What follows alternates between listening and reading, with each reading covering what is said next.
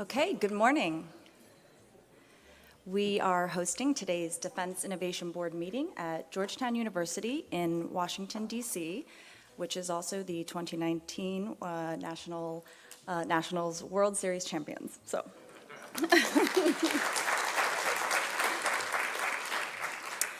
my name is Colleen Laughlin, and I am the designated federal officer for the Defense Innovation Board. If you have not done so already, please silence your phones. Today's meeting is being recorded and live streamed to allow members of the public to attend the meeting virtually. Thank you to the Defense Media Activity for providing their expert support to this event. We welcome to all of our in-person and virtual attendees. The board will now convene its session. As we begin this public meeting, allow me to share a few procedural remarks. The board is a discretionary, independent advisory board operated under the Federal Advisory Committee Act and the Government and Sunshine Act. Today's meeting was announced in the Federal Register Notice, posted October 29. The public was invited to submit written comments for the board members to consider. There were 15 written comments received. There have been no significant changes to the meeting's agenda as posted in the Federal Register Notice. Depending on time constraints, there may be an opportunity for members of the public to provide verbal comments to the board today at the end of the meeting. As a reminder, these are comments to the board and not a question-answer session. With that, I will now turn the meeting over to the board's executive director, Joshua Marcuse, for opening remarks and introduction of our members.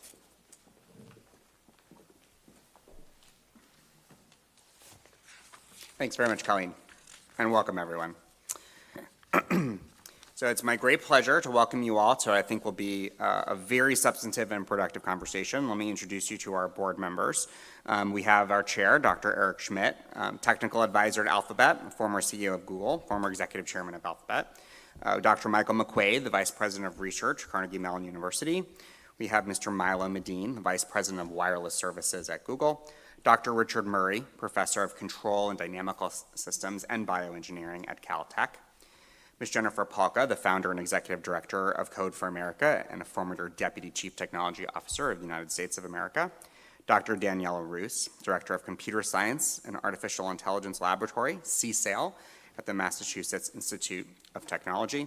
Dr. Mark Sarangelo, the entrepreneur in residence at the University of Colorado and a former executive vice president of Sierra Nevada Corporation. We also have many board members calling in. On the line is Kurt Del Bene, the Chief Digital Officer of Microsoft, Dr. Neil deGrasse Tyson, Director of the Hayden Planetarium, Dr. Missy Cummings, the Director of the Humans and Autonomy Lab and Professor of Engineering at Duke University, and one of the first female fighter pilots in the Navy. We have Ms. Marnie Levine, VP of Global Partnerships and Business Development at Facebook, and the former COO of Instagram, as well as Professor Adam Grant, Professor of Organizational and Behavioral Psychology at the University of Pennsylvania, and Danny Hillis, the founder of Applied Minds. So, a full house today. So the agenda, which you all have in your program, but I'll just briefly run through, is going to begin with a few opening remarks from our chair, followed by a workforce behavior and culture subcommittee update. We're expecting 2 recommendations from the subcommittee to come to the floor for the board as a whole. And after the subcommittee update, we'll be looking at a science and technology subcommittee update. Dr. Richard Murray will be leading. We have 4 topics to cover in that area, including the much anticipated report on AI ethics that the board has done, the culmination of over a year of work. And then I and my colleague Jeff Bowling in the front row will give an implementation update to the board members on behalf of the Office of the Secretary of Defense, as we do at all of our meetings, to let the board members know what the department has done with prior recommendations that they've received. After that, we'll get to what I always feel is the really fun part, the public comment period. So I will be inviting people that requested a comment or submitted a comment in advance to come first, and time permitting, and I hope there will be, we'll ask members of the audience to also have an opportunity to come forward and make a no more than 2-minute comment. And unfortunately, I have to remind you, it's not a question and answer, but it is a chance for you to be heard by the board and by the public in general. If you would like to make a comment, please do fill out a comment card, because we do need to have your name and contact information for our records. So thank you very much for that. I also want to point out that we are going to talk about a lot of rich content and material today, and all of that material is available for you to look at on your mobile devices at innovation.defense.gov, our website. So you can look at that information there. And for those of you following at home, our Twitter handle is @InnovationBoard, and that's just another way to continue the conversation. We encourage you to use that. And with that, let me turn it over to Dr. Schmidt, our chair. Thank you. Well, thank you both, Colleen and Josh. It's great to be here. This is the first time we've been to Georgetown doing this. For those of you that are new to this, we welcome having our meetings in public, and you'll hear us have debates that hopefully are of interest to you, and you'll see how we work. A lot has happened. Our last meeting was in July at DIU in Mountain View, California, and perhaps the most important thing is we have a new Defense Secretary, Secretary Esper, somebody we've known for a long time. We got to work with him when he was running Secretary of the Army, and he clearly is pushing on innovation. He's made all sorts of statements about AI and talent management and the other themes that we care about. We are housed under Secretary Griffin, who has also been as part of the what is known as RD&E, and he has been pushing very hard an agenda around microelectronics, commercial space, strengthening ties to universities, as well as the historic things we've been doing, and it's a very, very good fit for us. Secretary Lord, whom we've done a series of events with earlier this year, continues to be a very strong advocate of modernizing software. You can imagine how hard her job is with older software than it needs to be. And so we released this thing called the SWAP report, which we're going to give you an update on. And she's really pushing for reforms on acquisition. And another idea that she's been working on with us with our feedback is something called trusted capital, where you basically can accelerate the private sector working with the DoD for innovation and just getting the procurement sort of mess much more innovative and much more driven. We're very, very proud that this joint AI center, which we had a little bit of a role in suggesting and promoting, is progressing. They're recruiting, they have their own website, so forth. So if you're interested in this, please follow it up. Now, there's lots and lots of innovation. People are finally figuring out that innovation matters, something we've been talking about for years. The White House, for example, has just recreated the President's Council for PCAST, which I think is an exceptionally good idea since I was on the last one, along with a few others that are here. So that's very, very good news, and we're really excited about that. There's a Future of Defense Task Force, which is a bipartisan commission. And then next week on November 5th, we're having a meeting of something called the National Security Commission for Artificial Intelligence, and I know about it on Tuesday because I'm its chairman. And I'm sure that you'll want to come to that if you're interested in these areas. And again, it's quite open to everybody. So basically, our agenda is pretty straightforward. We need continued collaboration between the private sector, universities, the DoD, all the stakeholders in the ways that we're going to talk about today. So anyway, some of the things that, in my view, we should have been doing sooner and now we're doing, right? So they're really important. Have to do with, for example, people and culture, right? We're now finally engaged in that in a substantive way. There's a whole program which we call Workforce Now, which is really try to deal with what I call the digital readiness crisis. The core problem is we still don't have the human resource that's necessary to do the mission of the DoD and defend the nation and all those sorts of things. And there's a whole proposal that's coming out from us called a Campaign for an AI Ready Force. So you have the digital problem, and then within the digital problem, you have the specific AI problem. And the real question is, how does the military get the AI ML talent through its procurement processes, through partners, through universities, through joint ventures, through FFRDCs, however they're done. We're seeing lots of interest in the concept that the military folks use is called the battle network. And the battle network is basically getting all these systems, which from their perspective are disparate, connected so they can sort of figure out what's going on and make better decisions. Makes good sense to me. We have produced a recommendation called the Fully Networked Command, Control, and Communications, which is focused on looking at the next generation network architecture. If I can just offer my own opinion, the problem with these systems is that they were never designed to work together. And so when they don't work together, when they weren't designed to work together, by the way, they don't work together. And it drives the people who protect us and the leaders and so forth insane, and I understand why. So in the last meeting, continuing through just a quick survey, Kurt, who's on the phone, led an in-depth discussion of zero trust architecture principles and best practices. And the core idea is to imagine that you can't trust the network, but you still have to use it, right? A reasonable precaution if you're in the national security space. Pretty good rule. And we like this approach, and we're obviously working on this. We'll hear from this. I think that this year, the biggest news was our SWAP study, which I think Richard is going to update us on. And we're going to sort of update it a little bit. And I think Jeff is going to talk a little bit about it. Is that right, Jeff? So you hear much more about it. And then something which we've been separately working, which I think, Michael, you've been largely driving personally with our help, is this notion of what should the AI ethics and AI principles for the DoD look like.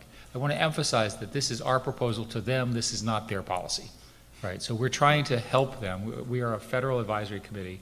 Our job is to provide advice. We are not in charge, and we're not allowed to implement stuff, but we are allowed to throw them ideas which we think are well thought, and hopefully they'll receive, and we have every indication that they will, and they'll be very interested in our recommendations. So you'll hear all of that play out. And then, of course, we'll have all of our public comment and so forth and so on. So maybe, shall we just start, Jen, with you?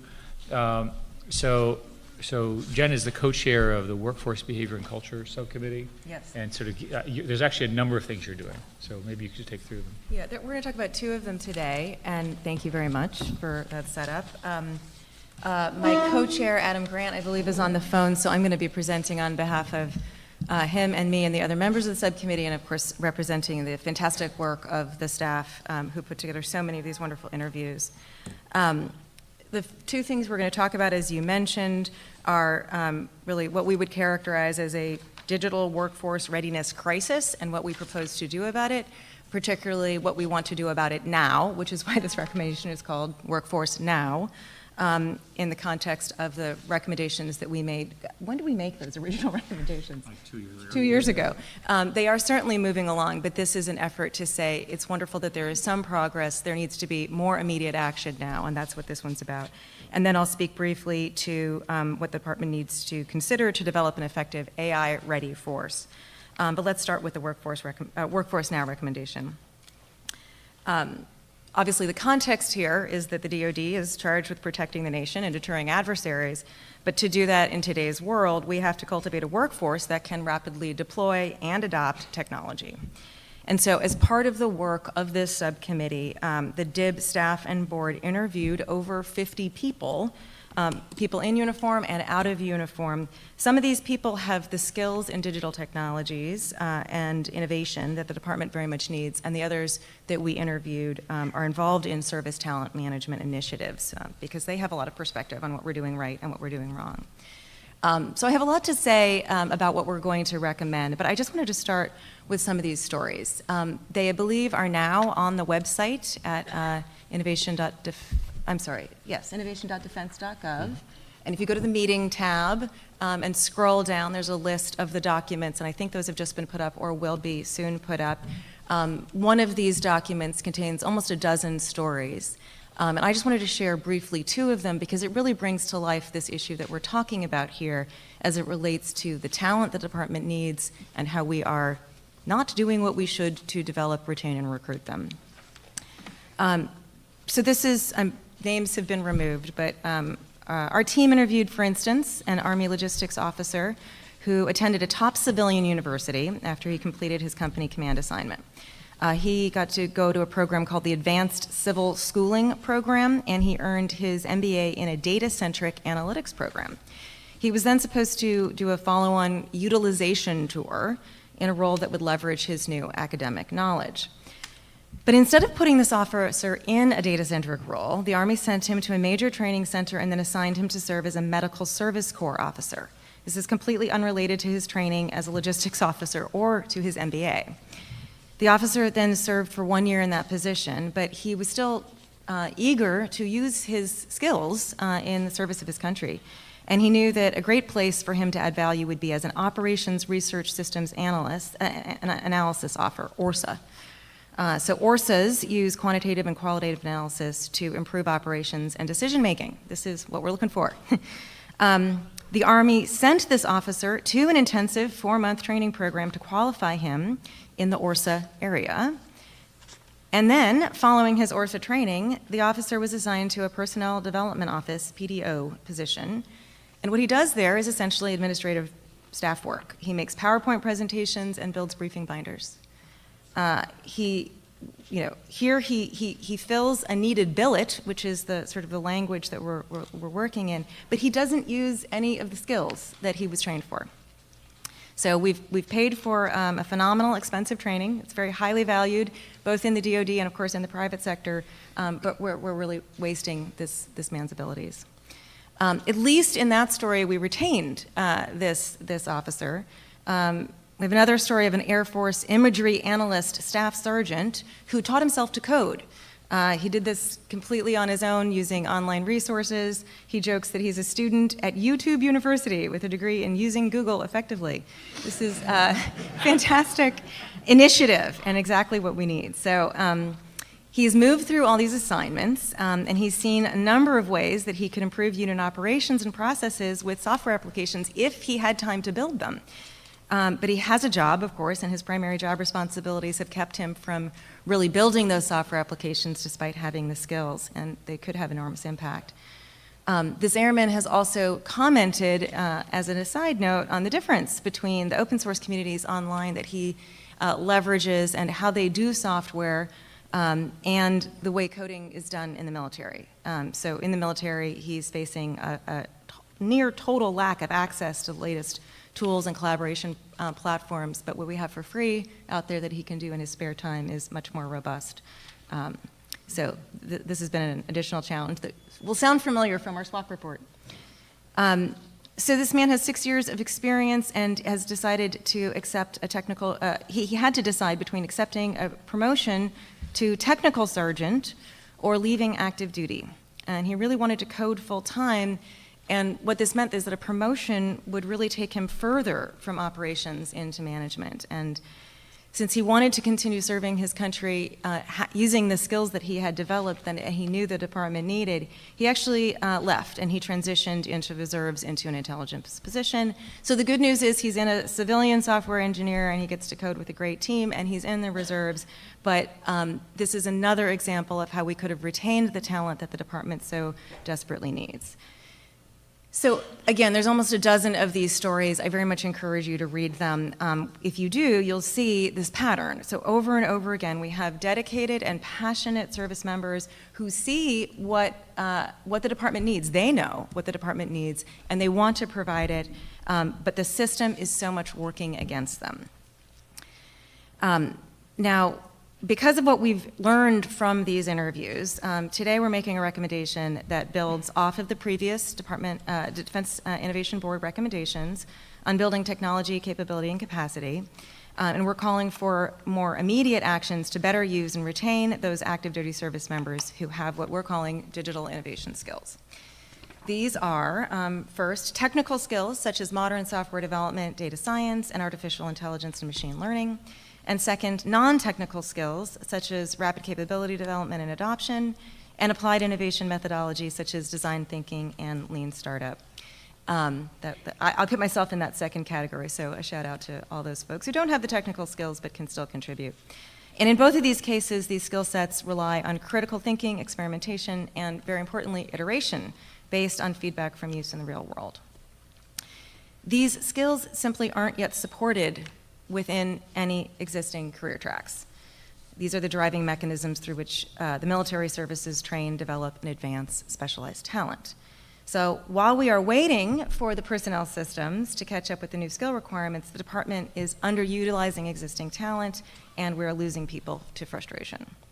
So we identified 4 aspects of the personnel system that make it challenging to match the talent to the mission, and they are defined career paths that must be followed and can't be deviated from without great cost to the individual, a perceived need for operational tours before digital innovation assignments, a very rigid billeting system, and there's a sort of slightly depressing story about that in the stories if you can read them on the website, and assignments to digital and innovation office being perceived as coming at the expense of mission readiness, when in fact they are about mission and readiness.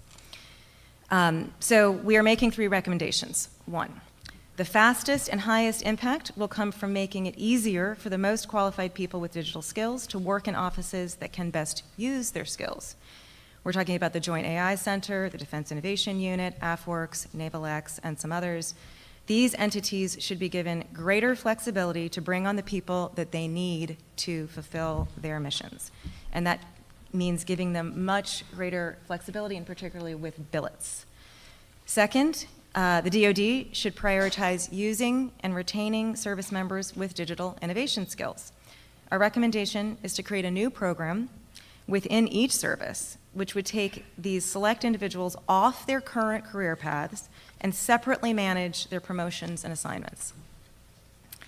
Third, the DoD should speed up the process to create more permanent pathways to recruit, train, hire, and develop people to effectively adopt and apply digital capabilities across the force. That's a summary of what we're talking about today. I know to my colleagues, you've all read our recommendation, and you can read them on the website, and I would like to open it up for comment from the other board members. Jen, thank you for this excellent summary. I would like to strengthen your comment about the personal stories. The personal stories really make the issues real, and I would like to add that several of my students I have trained in AI, machine learning, and robotics have gone to serve and have underutilized their skills. But I would also like to say that we are observing good progress from the department in understanding that these are real issues. And so, for instance, the JAIC, the Air Force, the Army are beginning to start centers where part of the collaboration with universities involves training, in the case of MIT, the airmen in the latest advancements in AI. Question is how to scale it up, because in the current efforts, a small number of select airmen can come, for example, for our Air Force Center. Absolutely, we just need more. Yes. So maybe I'll just say, Jen, also, I think, as you mentioned, some of these things reflect some of the things we saw in the software acquisition and practices report that we did. And there's just such an amazing amount of talent that's out there, I think, especially in the enlisted ranks, that we are not taking advantage of. And so, you pointed this out in some of your stories, and there are also some of the other ones that are there. I think people want to figure out, we all understand the importance of software and the importance of digital technologies and other things in the Department of Defense mission, and people want to contribute and are ready to contribute. We have to figure out how to take advantage of that. And as you say, I think, and as Daniela said, I think the services are moving in that direction, but we need to, in addition, start doing things now, because we're losing some of those people, and it'll be hard to bring them back. So I think there's a tremendous talent pool out there, and we just need to take advantage of it. And I think this is a good way to get started. Absolutely. One of the other stories, I'm sorry, Mark, did you want to? No, I was just going to add to Richard's point, was that it's not only the effect of losing the people, it's the chilling effect on the next generation of people behind them who will make the decision not to follow that path because they see that it has led to nowhere for very talented people. And I think sometimes we miss that part of the equation, and it's going to have an effect for many years to come on the next groups of people, because there is a lot of communication between these different service people. So let me ask the obnoxious question. So why is the system not aware of these problems and fixing them? In other words, it's not like this is the first time we've identified this problem. What is preventing? Is there some law? Is it culture? Is it leadership? What's the problem? I think there just needs to be some air cover from the top as it relates to things like billeting. So what we saw in the stories over and over again was, as an outsider, I would assume that someone very high up in the hierarchy would have the ability to, the term is by name request, would be able to say, this person has those skills, I'm a 3-star general, I need that person, if they would get them. And what's happening is that even that is not working because the billing system and other things are so rigid that there is so much process needed to get over that. There's a really profound story in there about a talented young person who was put into a position but and then had to leave. That position was so limited in what it could then be filled with because of the building system that it's going to be impossible to refill. So we need to, I think, relax some of those constraints. Well, the reason I'm pushing this is, so I've talked to the generals who say that all of these weird processes prevent them from doing the right thing. So for example, let me give you an example. You could imagine a process where once a quarter, a list of people who were uniquely talented in the area that you're describing was made, and then the secretary or somebody said a memo saying, these people need to be protected That's right. in the work that they're doing. I'm trying to think of a way to blow through the bureaucracy. And that's the third recommendation that we're making, is exactly that. Yeah. Got it. I would just add, I think part of the problem is not just protecting them, but making sure their career in the military isn't destroyed because you took them on this detour off the normal path. I think the service, when we've talked to folks in personnel readiness and in the services, they recognize the system has to be more flexible, and they're trying to make changes to enable that. I think the issue is the rate of change and rate of diffusion is still not dealing with demand. And I think it's interesting, the U.S. workforce has moved quite a bit, right? People don't work for the same company for 20 years. People move around. They don't work in the same job description with their traditional jobs, and jobs have become much more multidisciplinary in nature. And the government processes sort of make adapting to that change in the national workforce slower. Yeah. And so I think what you're trying to do with this recommendation, should the department adopt it, is to accelerate that integration of the change that's happened in the civilian workforce already. Yeah. I mean, one last thing I'd like to stress that will come across if you read these stories is the number of people who are actually very much willing to take a hit in their career to do the right thing. It's truly inspiring. We shouldn't be making them do that, but we should also honor that instinct and make it possible for them to do that. That's the thing. They're willing.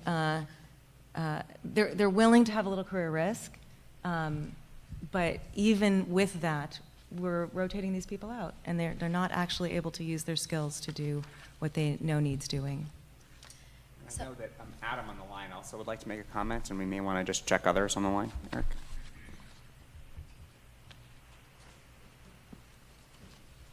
Adam? Hey, this is Adam. So I had a question that really stems out of the work that we've been doing over the last few months. I'm struck that the scale of DoD allows us to identify a lot of people who have digital capabilities. The scale makes it also very difficult to find those needles in an overwhelming haystack. And so I was curious if anyone has thoughts on how we can do a good job identifying the people whose skills would be most useful in this area. Adam, do you mean within the DoD? In other words, already present or from outside?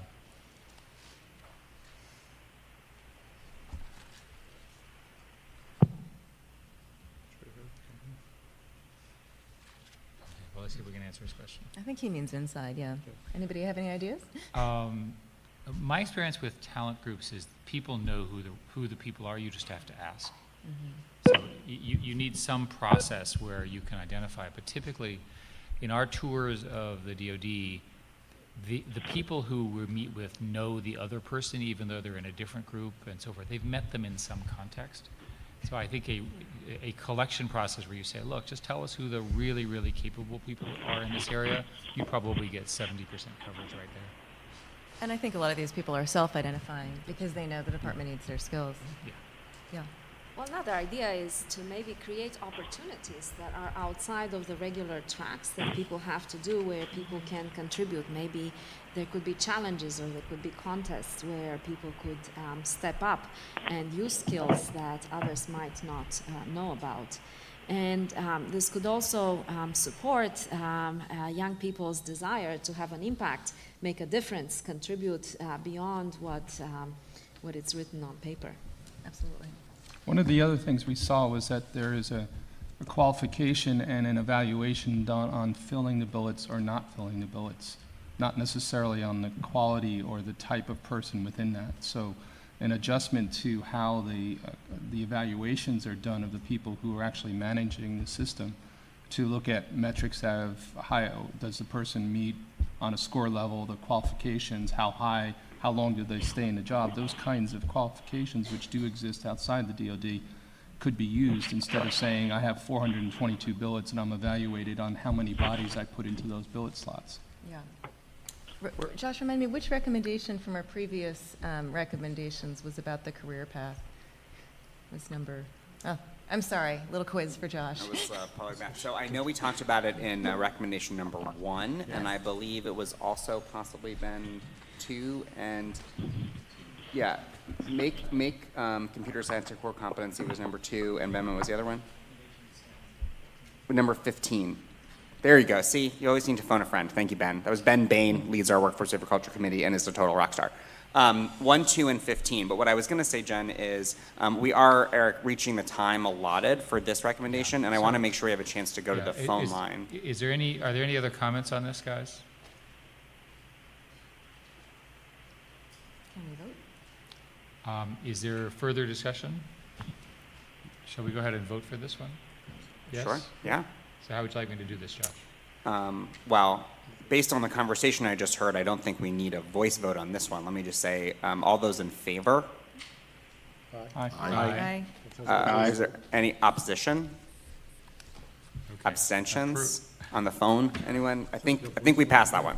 Okay, sounds like approval to us. Okay, great. Now, Jen, there's another one that you wanted to take us through. Yeah, so we've just started exploring the department's need for an AI-ready workforce. We're focusing on skill sets, training, and education in this. And we quickly recognized that we could not address artificial intelligence talent with also emphasizing the critical importance of other parts of the enabling environment needed to apply AI to DoD's missions. So in this case, we very much recognize that people are important, of course. We're the Workforce Behavior Subcommittee, but also so are data, technological infrastructure, and organizational design. So I'm going to speak very briefly to the workforce-related aspects of the recommendation, and then Michael will comment on more of the science aspects of this from the S&T subcommittee. So we make several recommendations related to building an AI-ready workforce, including a call for the establishment of an OSD functional community manager for AI to align efforts across the department. As part of this recommendation, we propose that the Defense Innovation Board endorse the AI workforce model developed by the National Security Commission on AI, which Eric referenced earlier. This will be a very valuable model for DoD leaders so that they can speak the same language and assess their personnel needs sort of across. Another important point I'd like to highlight is the importance of broad AI education across the department. A DoD-wide effort is very much needed to inculcate AI literacy at the appropriate level for each audience.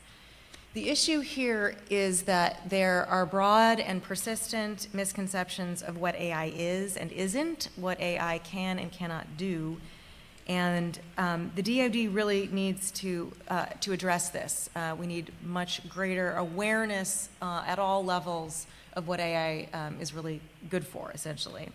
The DoD should expand immediate access to external training programs while also continuing to develop internal courses at all appropriate DoD education institutions. So that's the workforce side of it. Michael, would you like to pick it up? Thank you, Jen. Yeah, just want to be able to tie a couple of different themes together here. What you see in the recommendations relates to both the process, but as Jen said, we can, in a good world, and we're trying to get there, we can have all the best people. But if we don't provide the capability and the capacity to actually do the work, we're not going to get to where we need to get to. And so the recommendation makes a strong statement about endorsing the need to look at infrastructure, to look at data, to look at the technology that's behind the way AI will need to be pursued. As we say, even the smartest AI people can't get things done without the tools to get them done. Those of you who have been with us off and on over the last couple of years, you will not be surprised when I reiterate what we have said many times, that data is the lifeblood of any AI or machine learning system, and our ability to treat those as valuable national assets is critical. So recommendations talk through that. I'm also want to just sort of highlight that the recommendations talk about the kind of phased approach that you have heard from this group on many times, especially coming out of the SWAP study. So there's a very iterative approach. There's a 3-phase approach to get to an AI-ready workforce.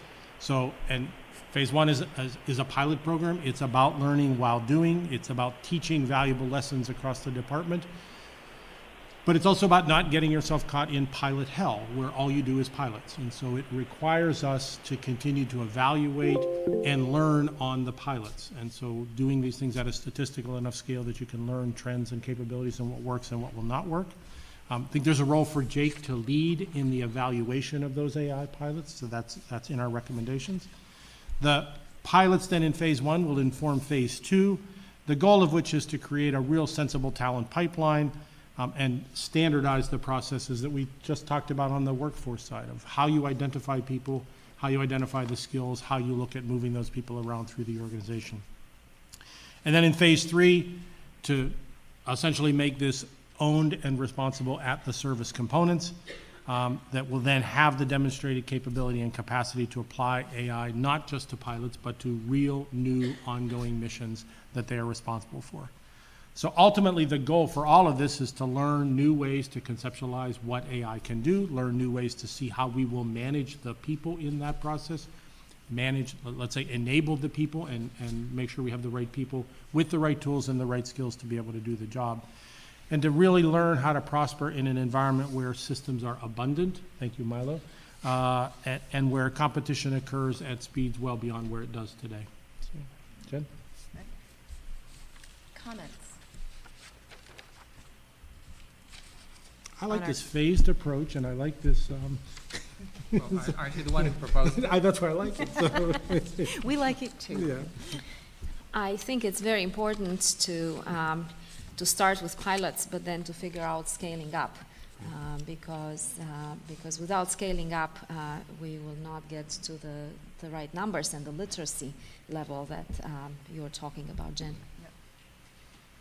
I think it's really important to recognize that personnel absent the infrastructure and absent the storage for data makes the personnel's job much harder. I really want to emphasize your point of emphasis there, because I think one of the differences, certainly within Google, but most of the companies who are pursuing AI seriously as part of our products, we have a computational infrastructure that we can just lever. We don't have to invent that every time you want to do an AI project. If you have to invent all the infrastructure and then try and figure out a way of collecting data and where to put that in, it becomes a very high cost, long-term effort. So being able to create that infrastructure is going to be critical for being able to have that workforce be able to leverage their skill set. And to recruit them. And to recruit them. Tell them that's Exactly. there for them when they come in. Yeah, that's a general problem, right? If you get someone who's a really skilled computer scientist and you give them Windows 7 and SharePoint, well, they're not going to like that. Does anybody on the phone want to chime in? We have gotten some feedback that the audio quality is making it a little bit difficult for them. Okay. Well, they have many things to say, and we'll comment at another time. It's very difficult for the people on the phone to hear what's being said. I'm wondering if we could try some different microphone arrangement. Are they on? Yeah, it's on, isn't it? I think it's the coupling to the bridge. Okay. Yeah, no, it's definitely on. Danny, it's somewhere between you and us. I don't think he heard that. Okay, let's do our best here. No, I didn't hear that. Maybe somebody, maybe during the break we can play with it and somebody can try dialing in a phone or something. Okay, we'll try that. Any other comments on this? If there are no other comments, can we vote on it today? Yes. Yes? Yeah. Okay, Sure. so we'll do the same thing as before. Voice vote, all in favor? Aye. Aye. All opposed? Abstentions? Okay, we'll take that as a yes. Okay? Sorry approved. not to have any to dissensions there. We're working hard. We're working hard on it. We're working hard on We're dissension. coming up with a All plan right. B for the phone. Okay, so, Can I just wrap up then? yeah, tell us what you're up to next. All right, so again, on behalf of the Workforce Behavior and Culture Subcommittee, we've got some, we're proud to wrap this up. Again, a big shout out to the team. We have a couple potential projects ahead for us that we'll just preview. One is an assessment of DoD's innovation ecosystem, sort of mapping what's there. Another is best practices for large-scale training and upskilling, and I know the team has been working on this for quite some time, and this would be sort of putting that into overdrive and really bringing something more formal to the table. Another one is an innovation field guide. Two others would be recruiting and retention of tech talent, which is obviously very much part of what we're talking about, and how to better use digital talent within the reserves. You'll notice that one of our stories speaks to somebody who moved into the reserves, and we want to sort of follow up on that as a great resource for this effort. So we're excited about the next few months and really glad to have been able to put this Workforce Now and Campaign for AI-Ready Workforce recommendations on the table today. Thank you. If I could just quickly interject. So unfortunately, we haven't yet benefited from the fully networked command control and communications recommendation, but it seems like what we can do to adapt is I'll let those on the phone know. If you follow the live stream on our website, the audio is great. And if you text me that you want to talk, we'll be able to pick you up on the phone line. And we're texting that to you in case you just didn't hear We're that. reverting to 1980s technologies. Okay, let's see. I think what we should do is Richard, do you want to take us through Sure. where we are on the SWAP study and what you want to amplify? Yes, so I'll, Eric, give you a number of updates on things that we're doing within the Science and Technology Subcommittee that I co-chair with Michael McQuaid. And so, in fact, there are 4 sets of things that we want to talk about. The first, coming back to your original comment about battle networks, is in the area of fully networked command, control, and communications. Then we want to also make some recommendations relative to zero trust architectures. We will do we'd like to put out a new background paper on some things related to SWAP that we'd like to deliberate on and vote on.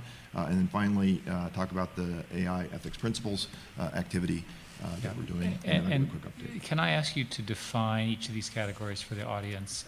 Some of these are new to the public. Absolutely, I'm happy to do that.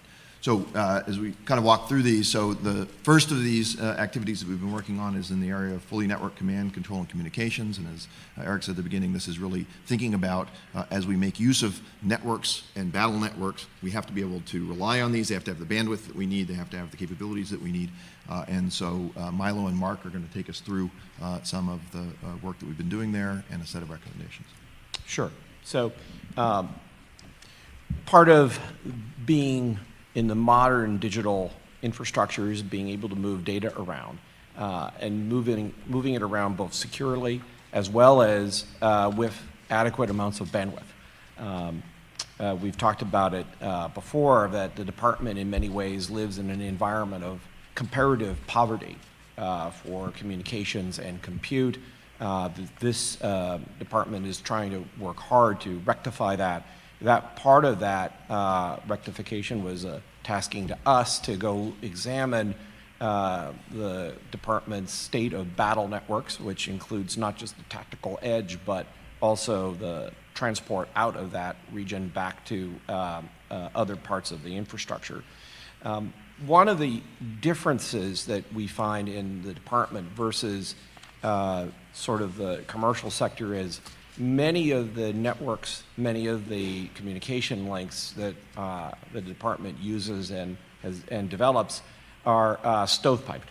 So you've got one system that was built for a particular purpose. You've got another system built for a related purpose. The interconnection and system engineering of how all this is supposed to talk to each other is sort of an afterthought. In many ways, that harkens back to the sort of pre-internet days, right?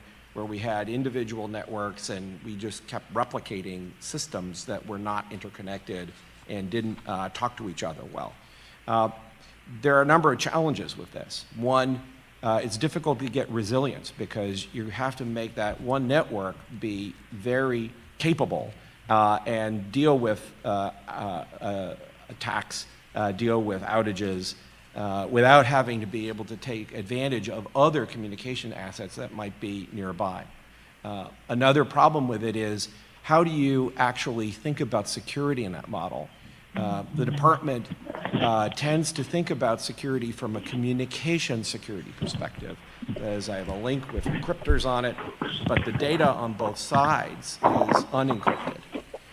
The internet and we in the commercial sector have moved to an environment where we protect information. And so that allows you to use different kinds of communication links with different levels of security, because I'm not depending on the communications link to protect my information.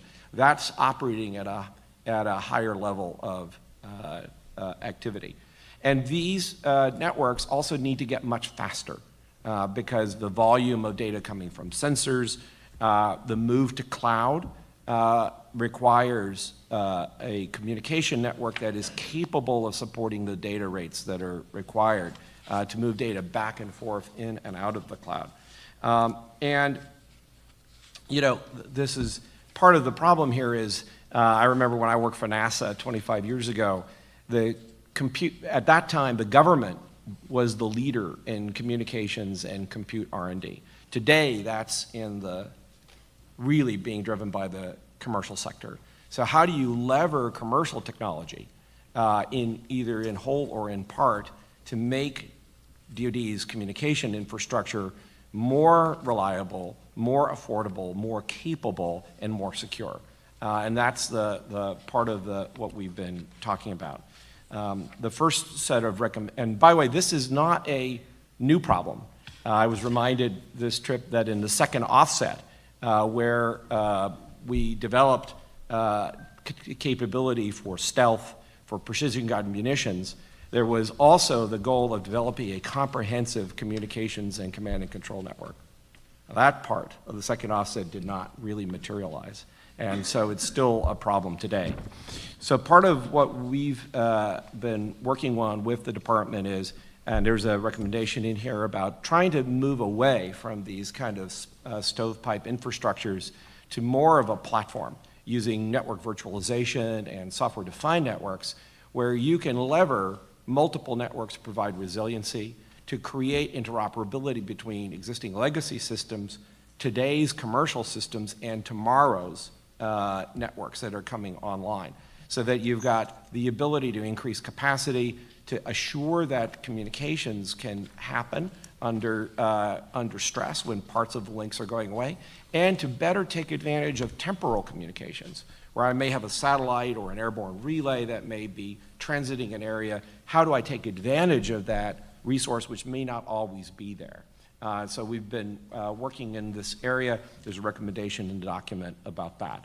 And I think talking about, I want to hand it over to Mark to talk about sort of how there's an organizational challenge in the department on this topic as well.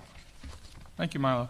And I think picking up on that thought, there's really two things that we have, after exploring this for quite a while, two things that we want to bring to a greater detail and provide some recommendations on. The first is really the coordination across the department. What we found was that, as Milo was mentioning, the stovepipes, as the word is, but really what it is people and organizations throughout the Defense Department are looking at their problems uniquely within their own worlds and not necessarily looking at it as across the department kind of solution. So the first recommendation that we have as part of this is to assign a responsibility within the department to develop and deploy a DoD network architecture for a coordinated path across all the DoD entities, and to really focus on what, how, and where, and when is the right time to buy commercial solutions. We think that the department should designate a single entity inside the department to synchronize this network commercial product evaluation and acquisition. It doesn't mean that it will happen. What it really means is that right now, the way that the department is looking at it, there's really not a clear path to understanding how to bring a coordinated solution across all the different elements of the department. And I think the second part of this is perhaps even more importantly, and that is to understand what is possible, what is the art of the possible. Within the world that we live in within the department, it is very oftentimes one of blinders. We know what we have, we know what we're working with. The mission oftentimes takes over precedence to trying something new or doing something else. And what we found is that there's truly a lack, not because of lack of effort, but because there perhaps isn't time or there isn't the ability. There truly is a lack of understanding of what is out there, what is the art of the possible. So we think that their recommendation should be that the department stand up a commercial liaison office. And that commercial liaison office could act as a bridge between what is going on within the department and truly understanding what's going on within industry. And that knowledge, just being able to see what the art of the possible is, we think will really enhance the ability to make good buying decisions, good acquisition decisions as we go forward through the process, and good deployment decisions. And what we found is that as we talk to people, that the department is sometimes years behind, in some cases decades behind, where the commercial industry stands. And it's not to say that there's a commercial solution for everything, or even if there is, it should be implemented. But not to know and not to understand is simply not going to move us forward to the level we need to go to. And we think this liaison office should really be a resource so that when somebody is being faced with a potential decision of this level, they have someone to talk to, they have someone to call whose job it is to understand what the art of the possible is exterior to the DoD, and be able to then explain that to the people who are looking to make those buying decisions. And that also means not just standing it up, but maintaining it. Having people go out and understand what the continuing develop is, what's the next generations that are coming in, by attending conferences, by being present in the community, by going out and visiting with the organizations across the scheme that are doing development, so that that knowledge base remains current, remains active, and remains very focused. And by having this liaison office, then people know, and they'll be able to say, this is a place where I can go to get that information. So with that, we'd like to open the floor now for comments on these recommendations. Thank you. Maybe Mark or Milo, can you talk a little bit about, sort of you have this vision for fully networked and sort of how we bring this all together. Can you talk a little bit about sort of how much has to happen before we pass a critical point? How much of this can be layered in an incremental fashion? Can you maybe say a few words? Sure. I mean, I think expecting the department to build a brand new system and move everything to it is in one fell swoop is just not practical. There's a ton of existing infrastructure, but it's not interconnected in a way that allows that infrastructure to be leveraged like infrastructure. It's a bunch of different communications facilities, circuits, network node protocols. Sometimes you've got protocol translation that's going to be necessary because, believe it or not, there's a lot of stuff that doesn't speak IP out there. Link 16, for example. And so you go through a lot of very manual processes to move data from one of these kinds of systems to the next. So that's why we think about, can we start with a software-defined network where these different links can be integrated into it, either with gateways or with the ability to turn them into more general purpose links, not devoted to existing stovepipes, and then overlaid with next generation satellite and fiber optic transport to add much more capacity and be able to lever those resources in the existing applications and services that float over that system. But Milo, don't you have a significant security issue? Because these systems were not built with proper modern security, so you start interconnecting them even through an SDN. You have to really rethink the security, don't you? You're right, but part of that is the existing systems are now interconnected in non-official ways in many cases. That's not encouraging. So I think the challenge that we see, and this goes back to the next set of conversations about Zero Trust, is this old model where I've got a perimeter, and as long as I can protect the perimeter, everything on the inside doesn't need to be secure, per se, right? That model doesn't work anymore, not in the current cyber environment that we're in. And I would just say, no corporate CEO could sign off on a Sarbanes-Oxley risk statement with the architecture that DoD has for its communications and security right now. So the question is not that we've got a system that is really secure and now we've got to modernize it and keep security. I think actually moving into this new model actually enhances the ability to secure data and to do it in a much more intentional way. You know, there's one other interesting thing that came out of this, which was somewhat unexpected, and that goes back to the workforce development question that we talked about earlier. One of the things that we've heard is by not modernizing the tools to at least a level where they're compatible with what's on the outside, the people who are wanting to go into this are not wanting to learn about technology that's 10 years old. And what that's doing is having a chilling effect on some very talented people wanting to join into the world of AI or into the world of networking or broadly speaking into the computer technology world within the department. By concurrently modernizing and moving forward, we get all the benefits of doing that, but we also provide a stronger path to that next generation of workforce who really wants to be working on tools that are current or at least near current and be able to see that there's a path to maintain them going forward to the next level. Kurt would like to speak. Can we get him connected in some modern way? Kurt, are you there? Can you guys hear me? Yeah, go ahead. Yes. Oh, well, great.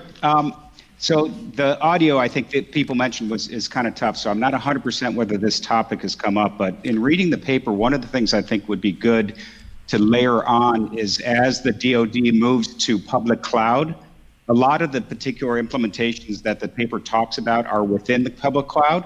And so I think you need to layer on what the impact will be of moving a bunch of the workloads to the cloud and getting better by virtue of that. So that was one observation that I saw. Yeah, I think. Well, can we test that thesis, Milo and Mark? Is that actually correct? If you are these people capable of moving their stuff to the cloud, or is the technology so backward that they can't do it? Sorry for my prejudice. Okay. I would say there are efforts right now that are increasingly, and workloads that are running in the cloud, that forces this transition, because if I move my compute outside of that protected perimeter, right, into a different public environment, that perimeter model doesn't work there. So the move to the cloud sort of forces the move to a more zero trust architecture and the ability to lever commercial communications capabilities, because you don't have really bespoke communication links being plugged into these large public infrastructures. I think folks have seen the advantages of being able to move to more elastic compute and to more capability there that they can spin up and spin down instead of have dedicated to them. And I think there are bright spots and there are not so bright spots. But I think that's every corporation that has done this has gone the same way, that there have been things that have worked and there have been things that have been more difficult. But you can't arc. I don't think there's any disagreement about the arc of trajectory of where both the commercial systems and where the department wants to take. And there really isn't a choice, Eric, in that most of these legacy systems have reached their end of life or not being supported anymore, and people are going to be forced to make this change. So yeah, it's really a question of, do you make the change in a planned way, or do you wait until the last few weeks before the exam and cram and try to get everything done? But there's no real third option here of maintaining these systems and continuing most of them for the next decade or so, because it's just not going to work. I mean, I think if you look at key environments where we've got movements from these old systems, right, to modern, or at least attempting to move to more modern systems, nuclear command and control is one of those areas. We've got tactical networks moving to more IP-based sort of architectures. So I think the department is trying to go down a path to make that work. But at some point, you know, the department spends a lot of money on keeping these old systems around, and at some point, you just have to euthanize them. You know. That's a technical term. I think, Milo, we may be ready for a vote on this. Yes. Okay. Is there further comments from folks on the phone? Kurt, did you get an answer to your question, et cetera? Yes, I think so. Oh, Okay. we heard you. Okay, shall we do a voice vote? All in favor? Aye. Aye. Aye. All- All opposed? It's approved. Richard, are you still next? Yep. So that was the first topic within the S&T subcommittee. The second topic is in the area of zero trust architectures. So in July, we put together a white paper. We presented a white paper and discussed it. Kurt led that conversation about zero trust architectures and zero trust networking, which you've already heard come up in the context of. And again, just for the benefit of everybody, say the definition again. Absolutely. So a zero trust architecture assumes that the network perimeter is porous and that the network can be compromised. And so as a result, zero trust architecture is focused on guarding and managing discrete resources and data within that network. So not protecting just at the boundaries and the perimeter, but rather really protecting what's on the inside. Zero trust architectures operate on a least privilege access model. And so what that means is that you assign attribute-based confidence levels to users, devices, resources, and data on the network to better manage their interactions with each other. So you think about what is that object that's out there, Right. Who should have access to it, and how do we provide access to the people and devices that need it at the time that they need it, and no one else. And again, in a least privilege access model, you really want to, if you don't explicitly have permission to use that, you don't have access to it. By default, no, you have no access. Absolutely, and of course, zero trust, right? And so that sort of fits with that. Right. So we had put out a white paper kind of describing that. That's been making its rounds, and people have been discussing it, and I think people say, yes, this is obviously what we need to do in the context of DoD networks. What do we need to do to get there? And so today, we're presenting, and it's on the website, a set of recommendations on what we think we need to do to get there. And those recommendations are in buckets. There are 16 recommendations, but I'll kind of summarize them at a high level. And you can look at the white paper, and of course the board has seen those on the detailed 16. So the first is, of course, to continue to use perimeter security around the network, so we don't want to get rid of that, but acknowledge that network breaches can and will occur. Second is to operate under the least privilege access model, where network users by default don't have access to any applications or services on the network, so that even if an unauthorized user breaks into the network, they should have access to essentially nothing in doing so. The third is to grant access, or third set is to grant access at granular levels depending on the role of the user, so what attributes they should have, including things like the organization, project, and clearance level. And that the attributes should be shared across DoD networks to enable efficient, targeted access management. So you have to think about how you manage this as a system. The fourth set are in the area of multi-factor authentication, and in fact, we believe that the DoD should consistently leverage multi-factor authentication as a mechanism of validating identity and access to the network perimeters and to each resource within that network. And finally, we think it's important to monitor the health of the devices being plugged into DoD networks, and to block access for compromised devices and device drive configuration, and to use device drive configuration best practices. So we have a number of more detailed recommendations in terms of how to implement those high level, but that's basically what we've put together. And I think maybe at this point we can just open it up to discussion and questions, and members of the... One question I have is, what's the... no one would take a very sensitive network and just publish it on the internet with even a zero trust architecture around it. You'd always have a series of layers of protection.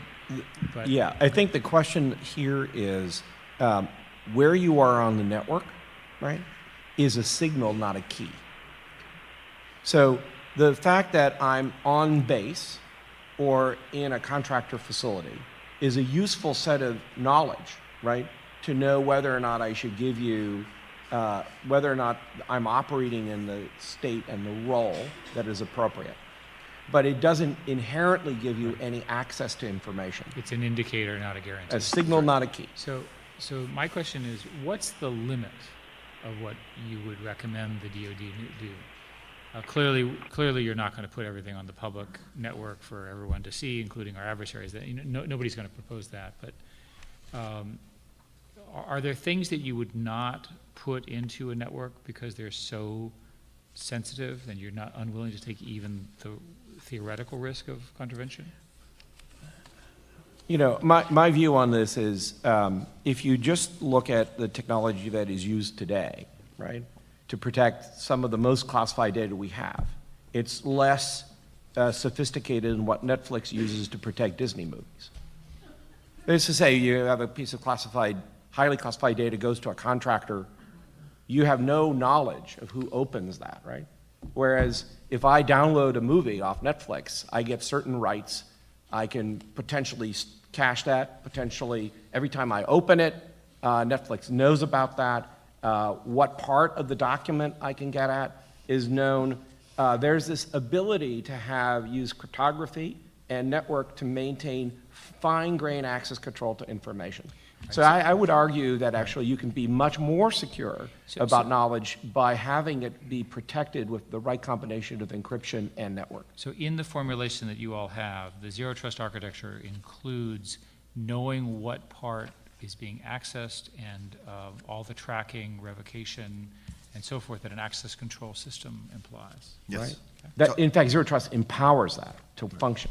Yeah, and I think you not only want to be monitoring the network and the access to all of those pieces, but you want to be encrypting things both in motion and at rest and all of those other good practices that some are in place, so sometimes that's done, sometimes not, but we think that needs to be done much more uniformly. And again, there is a little bit of a kind of perimeter access model right now. Sure. You know, once I have authenticated onto whatever network, I have access to everything on that network at whatever level of classification, and we think that it needs to be much more granular than that, logged, as Milo just said, so that as I access something, that is kept track of, so we really know what's going on. So my substantive comment is I would say required, not needed.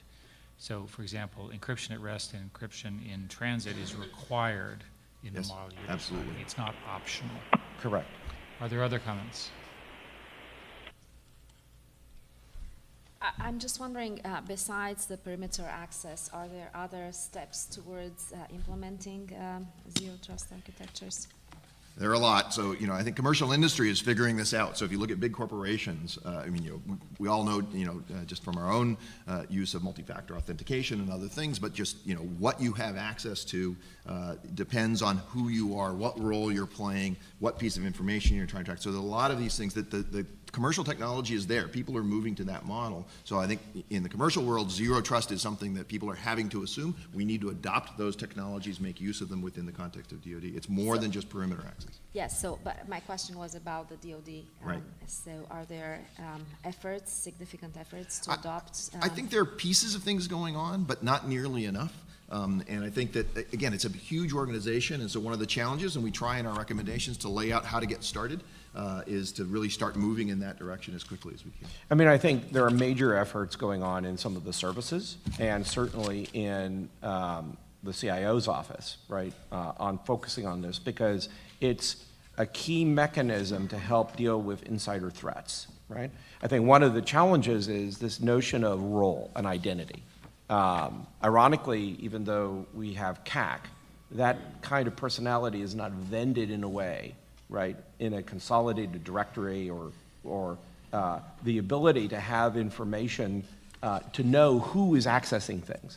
And that's a challenge, right? Because what you want is, if I move out of one particular role, out of one particular job assignment to another one, when my role changes, my access to data should change. So just because I worked on a program a year ago, I should no longer have access rights that were required for that role. Those rights should go away when I transition. That requires the notion of identity that is portable across the department. And in many ways, that can be a real challenge because of the management structures in there.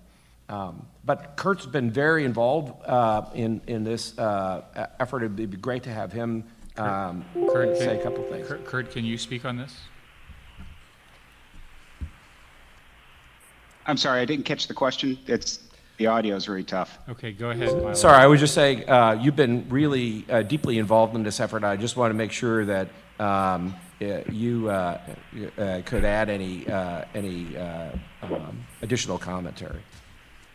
No, I think the comments are generally good. There are a couple of things I would say. One, I think the movement towards zero trust overall in the industry is only accelerating, and so for the DoD to get on top of it is really critical. The other thing I think that the paper points out is that there are opportunities to launch from pilots and other things that are going on already into, you start slow, you don't start all at one time, but we can get into a point where we have early successes and drive that towards a full implementation.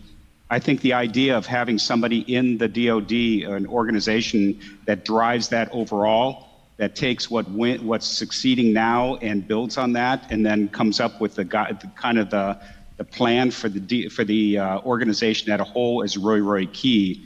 And having that support for that organization and the efforts that they're driving is critical if you're going to succeed at this as well.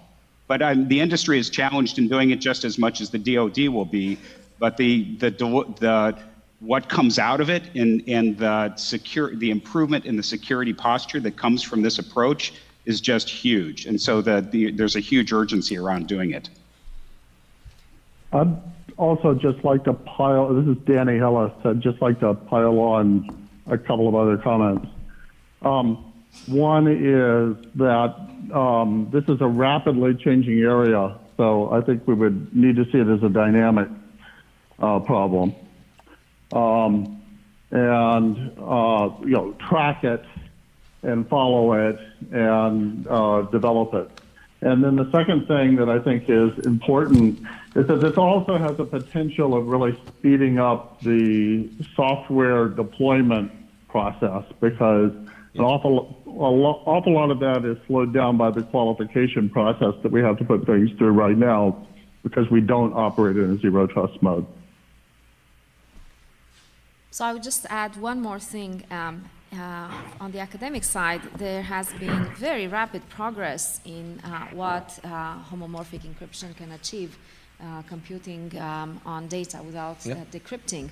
And I'm very encouraged by how quickly the algorithms are progressing. So in the near future, we hope we can have realistic homomorphic encryption systems. Yeah, you make a really important point, and one that we often make in our conversations with the department. Crypto, like software, ages badly. The department needs to be able to move to better, more secure ciphers, quantum-resistant key exchanges, and other sets of capabilities. Once you go down this path, and the department's already down this path, you have to be able to update things relatively quickly on the encryption side. That's what industry is doing, and I think we have to be thoughtful about that we're changing out our cryptographic infrastructure every few years, because what used to be secure isn't, because of advances in compute. Are there other comments and other people on the phone who'd like to make comments? Okay, we'll take that as we're good.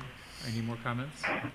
Would you like to vote on this one as well? Yes, we'd like to. Okay, we have to vote on this one as well. All in favor? Aye. Aye. We're getting practiced at this. Anyone opposed? Okay, we'll take that as a yes. Richard, you're Great. still on. I'm still on. All right, so the third area that we'd like to talk about is an elaboration on some of the work coming out of our software acquisition and processes report. The SWAP report was something that was mandated by Congress, and we delivered to Congress and DoD a set of recommendations on what to do to improve acquisition of software and the practices by which software is produced. And we did that on May 3rd is when we formally delivered it, or it was delivered by the department to Congress. And one of the more controversial recommendations in there was recommendation D1, in which we said that DoD should require access to source code software frameworks and development tool chains with appropriate IP rights for DoD-specific code, enabling full security testing and rebuilding of binaries from source. And the reason that we made that recommendation is, very much consistent, I think, with some of the zero trust decisions, which is that we really do need to make sure that the software is secure. And doing that without access to source code is very difficult to do. Access to source code allows that in a much better way. And if you are developing DoD-specific source code, that is, DoD is paying for the development of that source code, we believe that that should be a deliverable as part of the delivery on that project. This has generated a lot of discussion in industry and within the government. And in some cases, it's been interpreted to mean that DoD should only acquire software if it comes with source code rights. And that's not quite what we said. And so we thought that it was important that we elaborate a little bit and to make clear what we said. And so we have put together a background paper that pulls together what we said so that instead of sort of spread out across the report, we pull it into one place. And then to kind of make some additional remarks around that to try and describe why it's important and in addition, how we thought about it. So we do still very much believe that every purpose-built DoD software system should include source code as a deliverable. And in fact, that was one of our 10 commandments of software that we put out very early in the SWAP process. At the same time, whenever possible, DoD should use existing commercial software to solve problems that are common between DoD and commercial uses. So if we're solving a problem that is not specific to the DoD, then using commercial software rather than rewriting it makes a huge amount of sense. And we believe that DoD should in fact modify its processes to better match the processes that are going on in the commercial industry, because it's just much more efficient to do it that way. Then you can take advantage of the scale, maturity, speed, and often security of commercial software. So easy examples are things like word processing and travel planning and inventory and audit that every big organization has to do. And there's no reason that DoD needs to write its own software or contract out to have its own software written in order to satisfy those common functions. But it is something that DoD sometimes tries to do because they say, well, but we're different. And we think, in fact, that they should often become more the same. And so our recommendations reflected that. At the same time, so every purpose-built DoD software system should come with access to source code. Whenever possible, use existing commercial software solutions does not mean that for commercial software solutions, source code must be provided. Sometimes yes, sometimes no. All software is not the same, and so you have to think about where is that software being used. So we believe that whenever it's feasible and useful, DoD should indeed seek to obtain source code for non-custom software for the purposes of vulnerability scanning and related analysis. Again, if it's being used in certain situations, you really do want to make sure, and it may be used in different situations than it's used in commercial industry, and so you have to think about that. And so we just want to make clear, I think, to the department that as it goes forward, it's not this or that and it's binary, but rather it has to be thought about in terms of how it's being used. We also believe that in many situations, it's likely that commercial code that is widely deployed is going to be less vulnerable than DoD-specific code for serving some of those common functions because it's widely deployed and it's getting attacked essentially all the time and it's getting fixed and corrected and updated quickly and all of the good things that you want.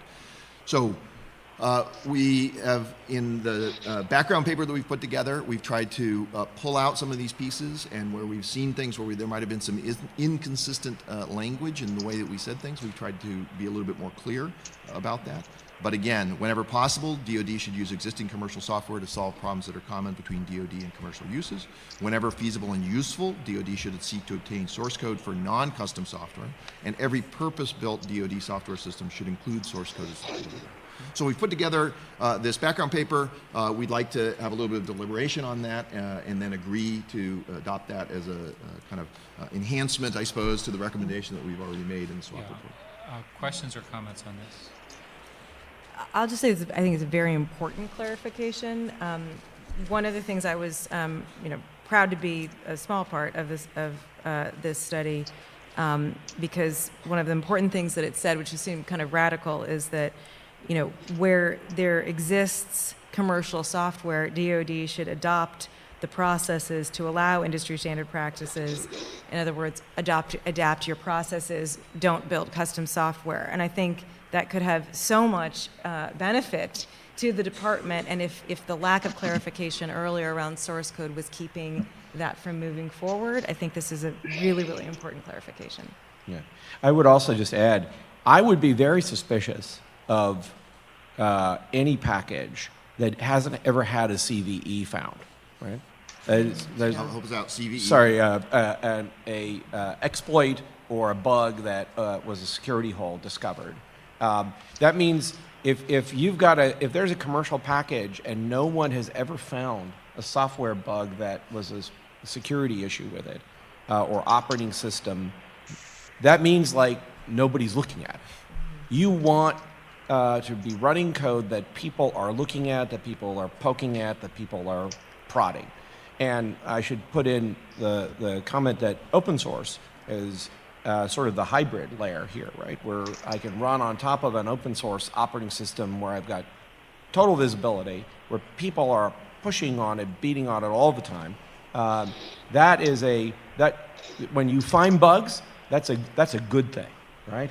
That should give you confidence that in the code. Whereas if you've got a piece of code that nobody is ever looking at, nobody is trying to push on, there's never been a bug found, that I would grab my wallet. I would, be really concerned about that. And I would definitely want source code for that, so that NSA or another group could actually do the penetration testing analysis on it. Can I just also ask the authors of the report to remind us, it's not just security that we want the source code for, right? Right. So I think another aspect of this is that often you need to move things to a new platform, and being able to transition things over to a new environment requires often recompiling it or being able to run it on the latest version of an operating system or other things. And so just having that ability to move code around, move it to new platforms, not only look for vulnerabilities, but also keep it up to date in the best possible way. Yeah.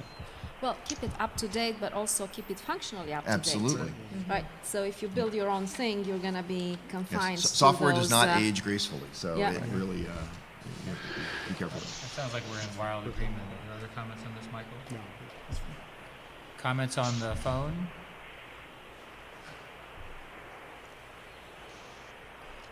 This seems like an enhancement, clarification, whatever. It seems like a definitely good thing to do. So we have a vote on this? Yes, please. Okay, voting in favor? Aye. Anyone voting Aye. against? Anyone voting against? Okay, so that's a yes.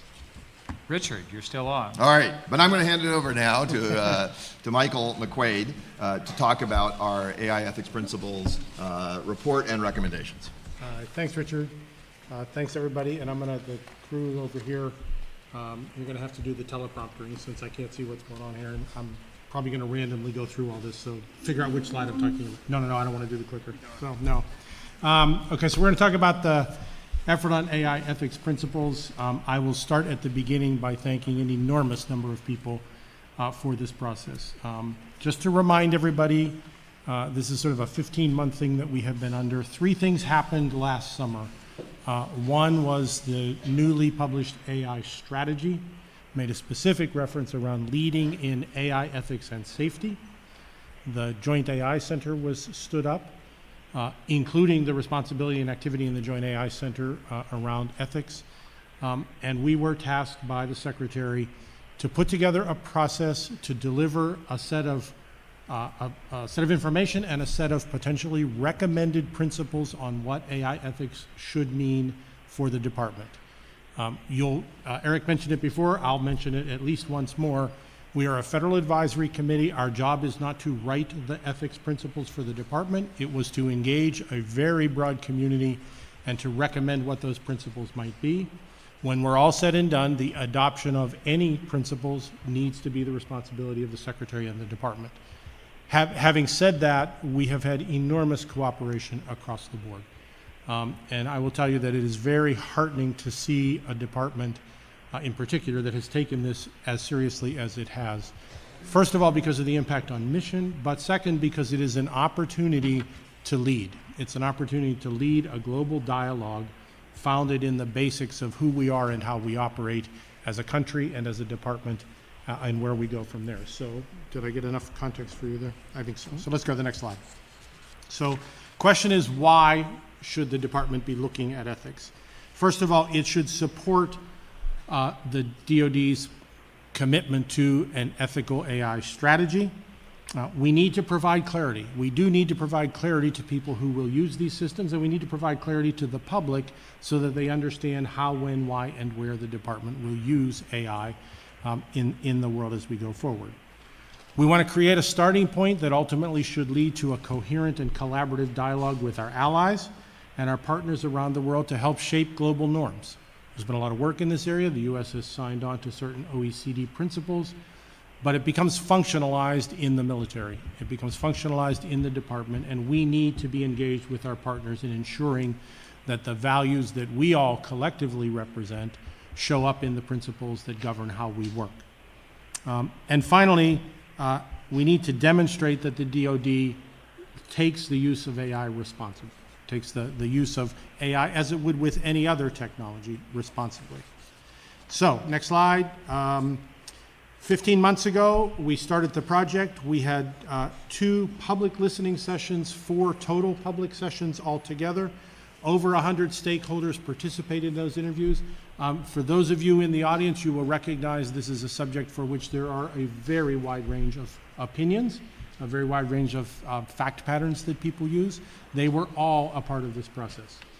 We saw people from very far on one side to very far on the other side about what is an ethical use of AI, up to and including people who believe that there is no ethical use of AI. So there was a very, very broad set of interviews. Over 200 people submitted comments to us. There was a group formed in the department, a working group to look at how any decisions we would reach, any recommendations we would reach could impact the operation of the department. That group met a dozen times. We had 2, I'll use the word red team exercises in the department to look at how a potential recommendation or a potential ethics principle might support or impede a mission in some way, shape, or form. So this is a very active dialogue that occurred. And Mike, those were done throughout the country, is that correct? That's correct. The listening sessions, the public sessions were on the, one was in Boston, one was in Pittsburgh, and 2 were in the West Coast in the Bay Area. So yeah, thanks, good reminder. The outcome of that, which you will see later when they get posted on the website, there are 2 documents. One is, for want of a better word, the so-called short form document. It is about a 5-page document that recites the background and the principles and a set of recommendations we are delivering as to how the department should take whatever principles it has forward. There is also an extraordinarily important supporting document. Those 2 documents, if we've done our job right, are completely coherent with one another, but that supporting document contains a tremendous amount of background information on what are the underlying principles and foundations that have always guided the department, what are the unique issues that AI presents. I'll speak about those in just a moment. What does it mean for us in the way we think about test and evaluation? There's some very, very important information in that supporting document that I recommend highly. And what we will, if we get to a vote today in our dialogue, we will vote on the approval of both of those documents as a pair. So next page. Make sure I'm on the right one. Yes.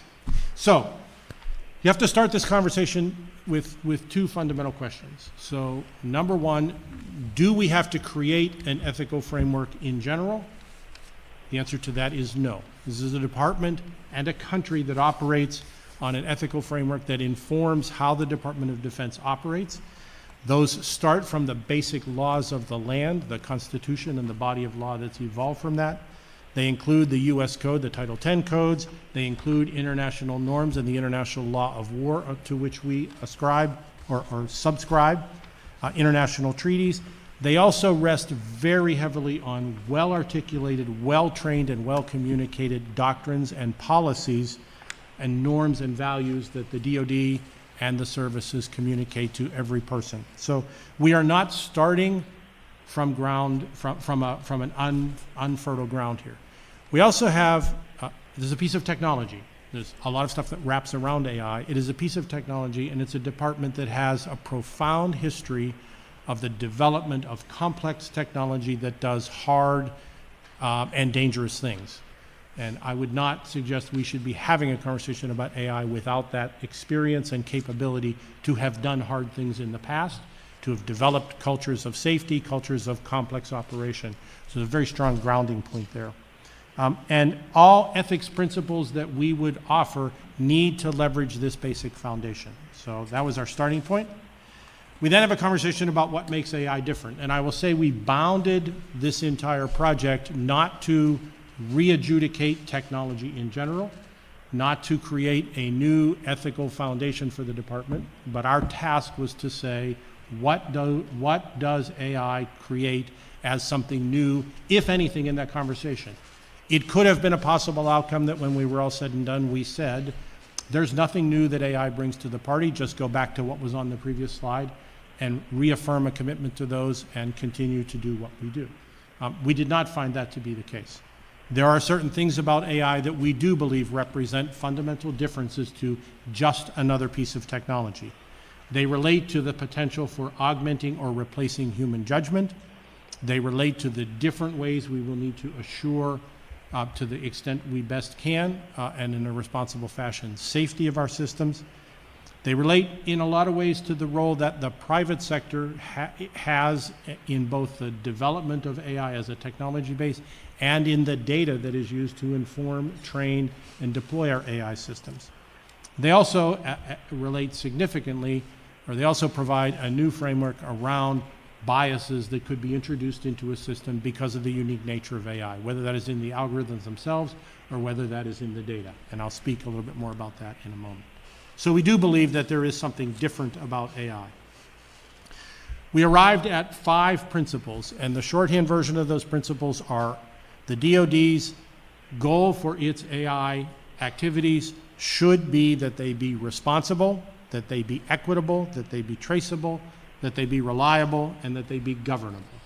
And I'll just give a brief description of each of those as we go forward. So those are the 5 principles that we are recommending as principles that the DoD should consider adopting for its use of AI.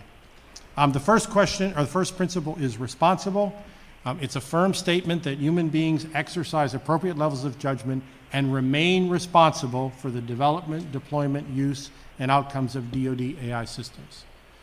That does not say that the soldier at the end of the pointy end of the spear has the same responsibility as the person whose job it is to design, develop, and deploy the system. We move responsibility around in the department now with weapon systems. We move responsibility for non-combat systems. But we do believe that it is a firm principle that humans remain responsible for the development, deployment, and use and outcomes of AI.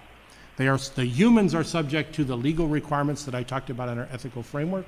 Machines do not have agency. They do not have legal responsibility. So it's important for us to recognize that humans ultimately maintain that responsibility. The second principle is equitable. DoD should take deliberate steps to avoid unintended bias in the development and deployment of combat or non-combat AI systems that would inadvertently cause harm or harm to persons. You may see resonances of the word fairness in here. I will caution you that in many cases, the Department of Defense should not be fair. It does not plan to come to a fight and be fair.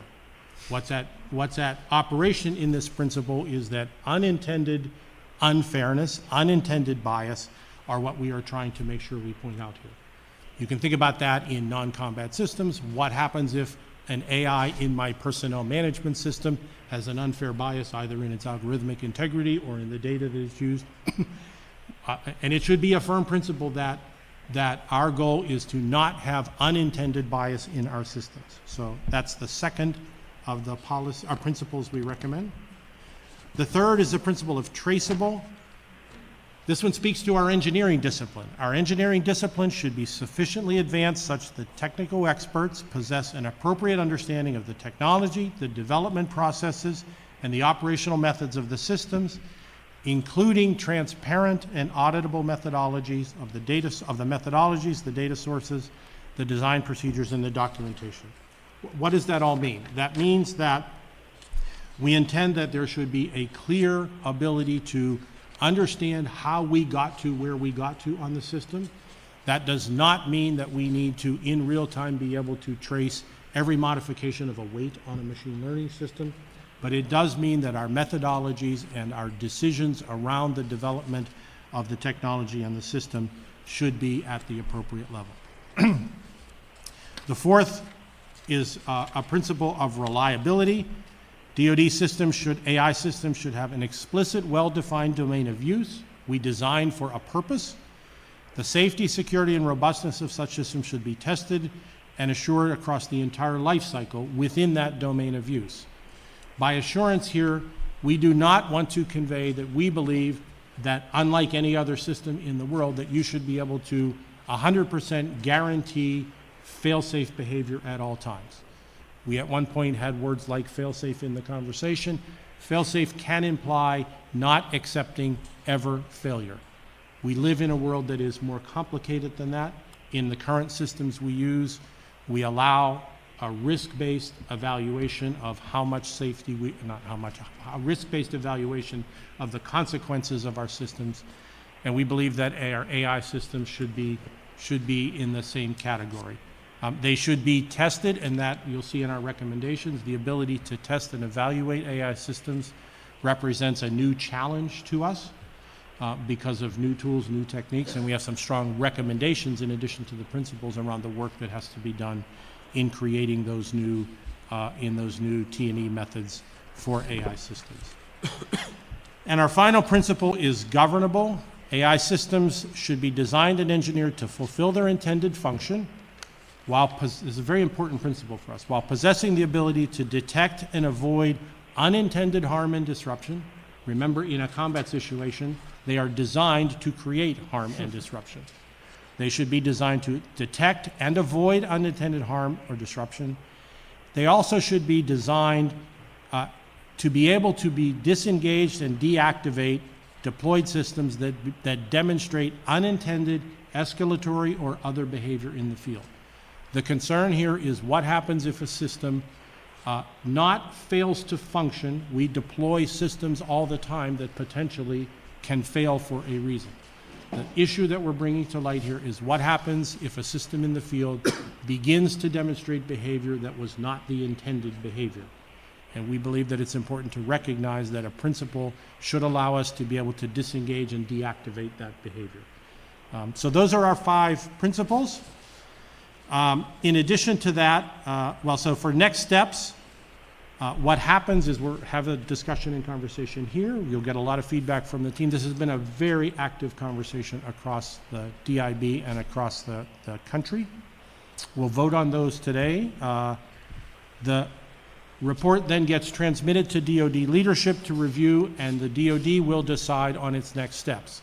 Those next steps will ultimately lead to a decision on what principles, if any, it wants to espouse and how it will deploy those. I would simply say that this effort is also important for some of the other things you heard today around the AI-ready workforce. We have also made a series of 12 recommendations in support of our process.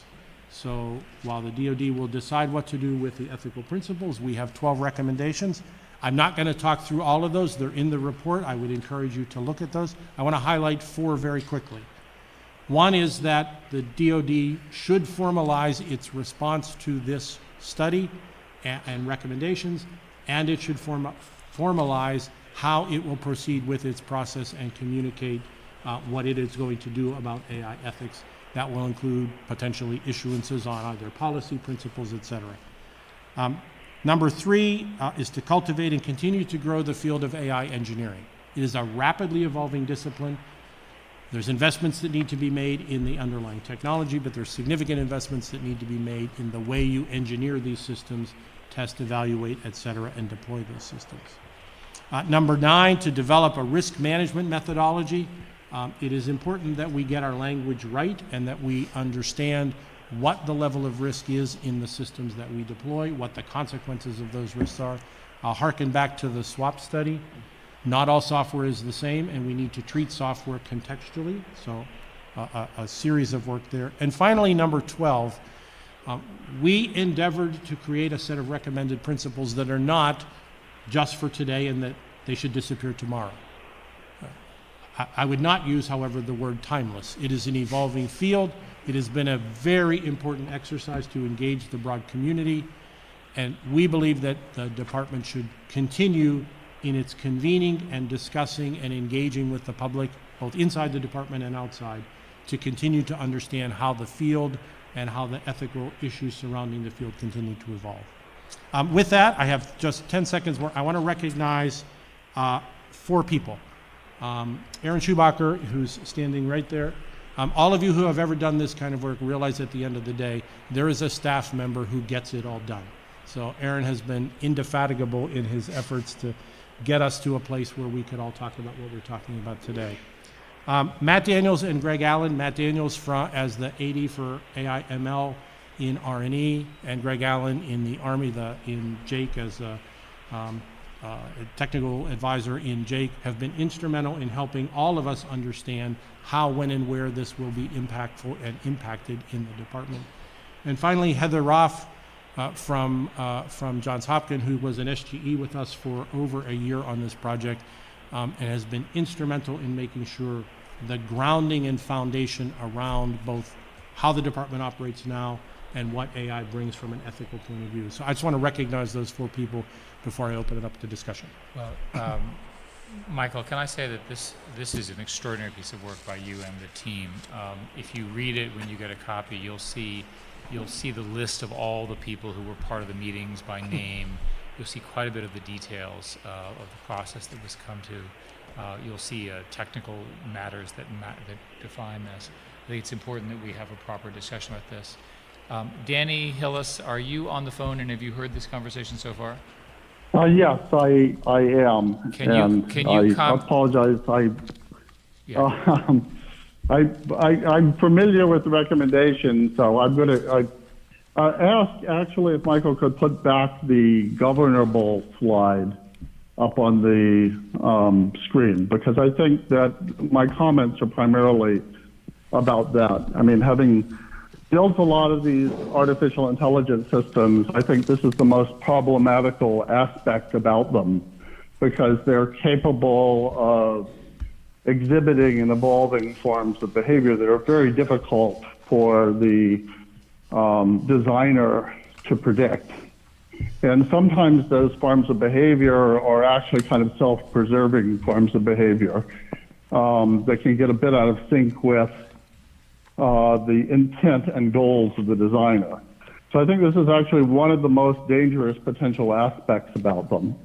And I've had experience of trying to govern these systems and having them discover very tricky ways around the rules I try to put on them, including like exploiting round-off errors in the floating point unit and things like that, things I never would have imagined to get around the ways I try to govern them. So I feel like there's a principle that is not really clearly stated here that needs to be very explicitly stated, which is that all DoD AI systems should have a reliable means for deactivation by a human if it's required. In other words, they should have an off switch. It's a very reliable off switch. And the reason AI systems need this more than other systems is because they can do much more surprising things, including try to prevent you from turning them off.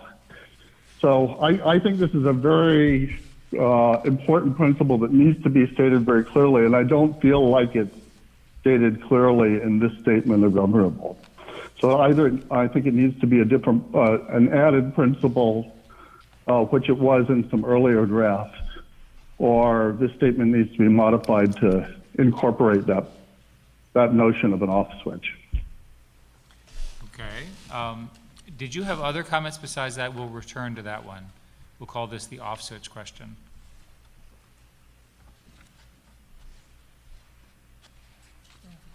Okay. So are there other comments on I want to come back to this off switch question. Are there other comments as well?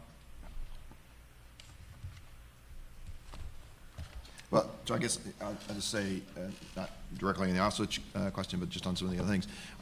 Michael said this, but I guess I'd just like to reemphasize it, because I think it was one of the things I kind of learned as we went through the process, that the services in DoD generally already have a set of ethical principles that govern what we do in the context of the department's activities. And that includes not just the things we do, and I think it's important, you know, when we are projecting force and defending territory, but also just within the department's everyday operations. And AI is going to apply across all of that. So really to all of the operations the department does.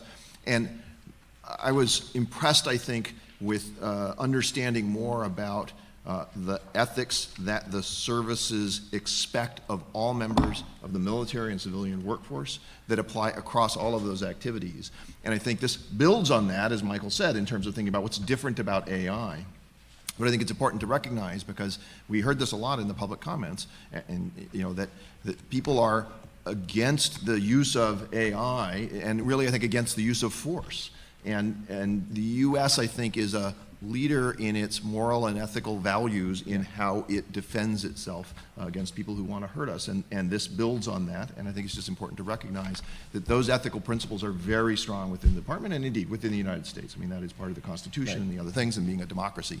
And we wish that everybody would adopt those sort of ethical principles around the world, but they don't, and we do find ourselves often in the position where we have to defend ourselves or defend our interests. But we do so in an ethical way, and so I think that's kind of important to keep in mind. And again, as we went through and talked with the military and talked with people about it, that was something that kind of struck me that I hadn't thought about quite in the same way. Yeah. Well, the other thing that's interesting about the report is it mentions that many other countries have similar patterned documents, but the details differ a great deal. Right. Right. So the devil is in the details in this case. I think it's also in the differences in the nature of the systems and how they're acquired, and what our training tactics and practice procedures are, TTPs, because that's really where the tire sort of meets the road, right? It's really important on how we use these systems. I would add something on the governability issue. You know, my view about, I think I'm less concerned about Danny's concern, because I think that the ability to deactivate the system is mentioned here. But there is this notion of what does it mean to actually be governable, right, in terms of limitation of scope. So you could imagine a situation where, an example I was thinking of, not in the defense context, but let's say you have 3 companies in a commodities business, all the products are exactly the same, they all have large market shares. I decide to build a reinforcement learning driven ML model to optimize for profit, okay? It's not, and all of them decide to do this. It's not unreasonable to think that in the process of optimizing for profit, the algorithms would result in signaling that would be the equivalent of price fixing. Then the question is, how do you stop that? You can't, there's no intent in a system like this, right? What is the controls that you would say, how do I prevent these systems from doing something illegal? That's not, you know, it's not clear that you could put in a particular limit that the algorithm would not adapt to as part of its reinforcement But model. corporations have the same problem. You have Yes. a rogue employee that illegally Totally right. does price fixing with their competitor. You have to, under the law, you end up firing both, and both Right. are subject to criminal penalties. And that goes back to agency. That's right. That's right. But going back to the AI systems, it's important to understand what they can and cannot do, and what the safe and trustworthy scope of using these systems is, because the technology is still very much under development. It's changing every day, so investment in pushing this change forward so we can get better foundations, more trustworthy behavior is important. And this has to be considered as we think about what to do in order to ensure the consumer, whoever the consumer is, confidence in a decision supported by an AI system. And actually, this brings me to a point that is mentioned in the report about how AI is not autonomy. And I wonder, Yes. Michael, if you would like to expand a little bit on the interdependencies between AI, autonomy, and augmentation, and what we actually mean by AI, because AI has become a word that means many different things to different people. Yeah, it's a good question. Milo, do you want to start? And then I'll. No, go ahead. No? You Okay, start. very good. So it's a great question. So we try to make a very clear distinction that those two terms are not the same thing. That an autonomous system is in some sense a system that operates, can potentially operate with a set of rules. Those set of rules. I think there's a line, and I think that line should not be crossed. And because it would violate this notion of a human in the loop, human control, human responsibility. As you pointed out, software doesn't have agency. Right. You know, our systems require humans to be responsible for these decisions. So you can imagine an autonomous system that made decisions after the button is pushed, right? Where's the line? Let's assume you press the button and the direction is some horrific goal, right? What's the limit? What if it learns along the way? What are the rules? I think, I think a couple of things, and I'll get to an answer, but we deploy things that do nasty things all the time. Yeah. The question ultimately comes back to not a bright line that we can define. It comes back to the question of how much the system evolves over time. And I think that's if you look at the autonomy regs and principles in 3000.09, they relate to our ability to have tested the system to assure that once deployed in the field, we will accept the level of risk that it will perform as intended. That's a different statement, and the line that I would argue that shows up in this report is that when a system that is deployed in the field that can evolve in the field, that represents a different line. That's the AI question. I'm not sure that that would be the case, for me at least. I think to me, I think the issue is one scope. If I'm talking about a standoff missile that's designed to attack a radar emitter, right? There's a certain scope that that system is operating. It's going to be used in a wartime context. Typically, you would put some sort of geo fence around the authority that system operates in. I think it becomes much more complicated when you go into a domain like cyber, where you don't have the ability to sort of limit scope in the same way that we do in the physical world, and where you may have interlinked systems which may end up having consequences that are not as easily understood. I think I think in the cyber domain is where the department will face more of these sort of complex questions. Part of this is not only the governance in terms of the execution of the order to move, but once that order is given, is it possible to alter, kill, or change until the point of the final conclusion of whatever it is that system is doing? Yeah. What I was going to say is I'm concerned that the button is, I'm using metaphors here, the button is pressed and there's some time during which very complicated decisions are made and learning occurs that may be unanticipated from the standpoint of, in other words, the human says, well, I pressed the button and, oh my God, look what happened. Right, it goes in the wrong direction and we want to stop it. So let me say two things, because I think it leads to Danny's question. Yeah, and I want to get back to Danny's question. I mean, I think we live in a world today where we initiate an action, and there are times when we want to be able to call that action back. Sometimes we can and sometimes we cannot, but we try very hard to have that ability to abort up to the time when we can't. So that exists today. The bigger issue is the one that is, and I'll just say that could be because we just decided to change our mind, right? The bigger issue is the one, Eric, that you bring up and that Danny is raising, which is what happens when the system, after I have deployed in the field, begins to do something that it was not intended to do. So I think Danny's concern is a correct concern. So what is your answer to his query? Our answer is I think the principle covers it because it says disengage and deactivate deployed systems that demonstrate unintended escalatory or other behavior. So let's ask Danny, are you listening and can you comment on this? Okay, we're working on connecting to Danny. Okay. Okay, let's continue then. The other thing that I guess I had a question on is it doesn't reference any gradation of these decisions in terms of the governance factor. How would you comment to that? There certainly are different decisions that require different levels. Or not. Danny, are you there? There's a short delay. He's coming. Okay. So Mark, I think we tried.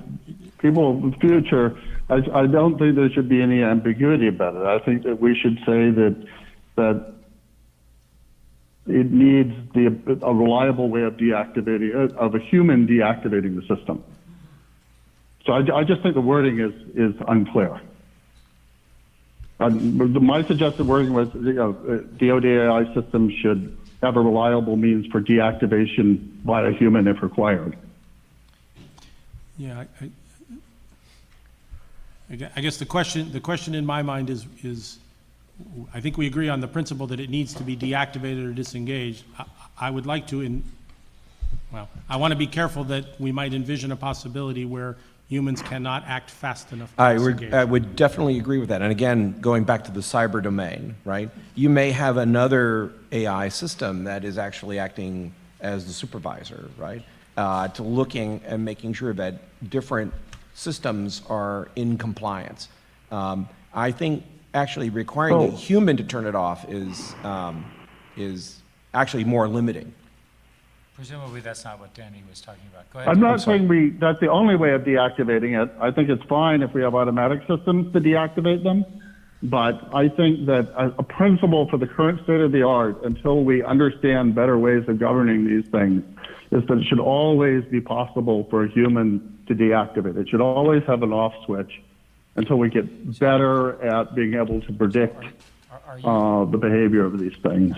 But ultimately, we have to trust in the human.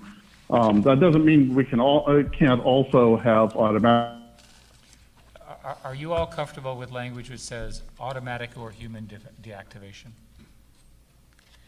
Well, I just wonder because the level of comfort really depends on what the system does. I agree. Right. So we would be having a machine make a decision could be okay in some cases, but I don't think we want to relinquish to machines in all cases. Not in all cases, but I don't think we want to have to rely on a human in all cases. Come on, guys, we can come up with a sentence that covers these cases. I think the sentence already covers it, but I'm trying to understand Danny, why you think that the existing more general text does not cover the specific subset. Because there's a bunch of things in the actual text that get more specific about human agency of the operational system. Why don't we read that paragraph then? Yeah. It's on page 40. 40. Yep. Architecture design for safe interruptibility, isolation, and self-monitoring are also vital, et cetera, et cetera. AI systems may work with little human supervision. Humans cannot always be in the loop at all times. Okay, go to the next paragraph.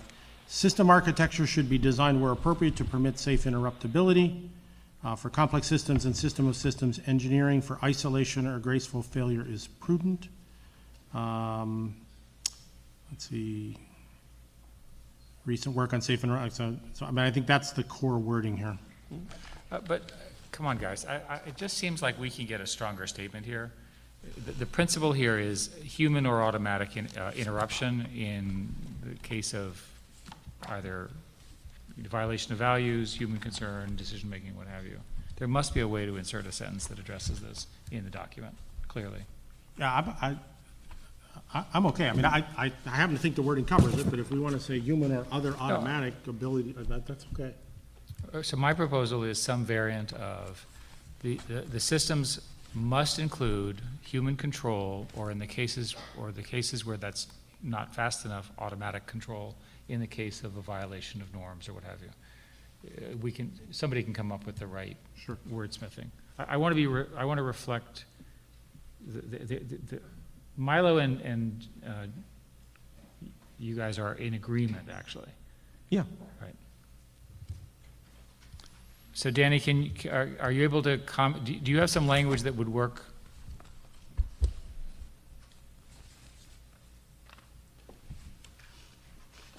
Okay, here we go. Okay, we're working on it. Sorry, guys. Real-time delivery. I understand. Danny wants the word human. Okay. Let's go back to the general debate, and I think we can come up with a sentence that will address this. Are there other concerns besides, I'm going to call the off-button concern? I understand. I think there was an excellent comment earlier about making sure that in the recommendations we are talking about the impact on the warfighter and studying what psychological impacts folks who are interacting with these systems might have. We talk about, we do talk about that. Right? Yeah. We say that the I think we warfighter can has to come be. up with a sentence that will address this. Are there other concerns besides I want to call the off button concern? Sorry, we're AI having taking audio over. trouble. But my suggestion is since the governability thing already describes, I believe, the We are talking about the impact. automatic deactivation, And that we add a sentence just specifically talking about that it should also always have human deactivation. might have.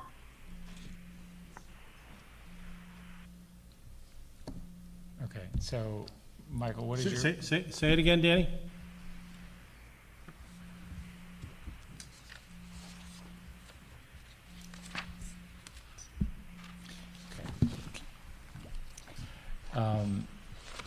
Josh, how would you like to handle this? What is your judgment?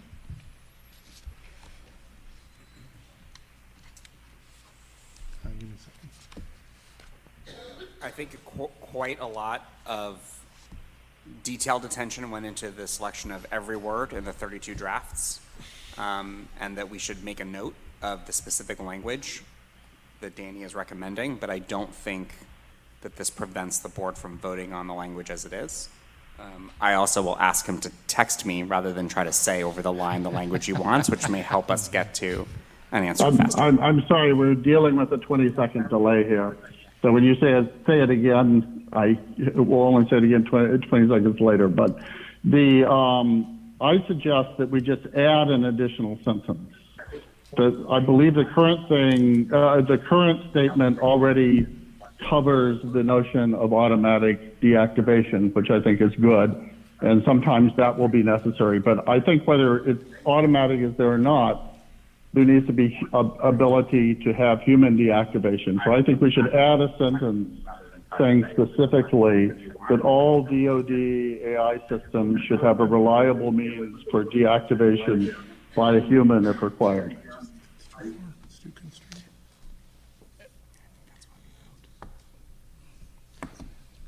So Michael's response?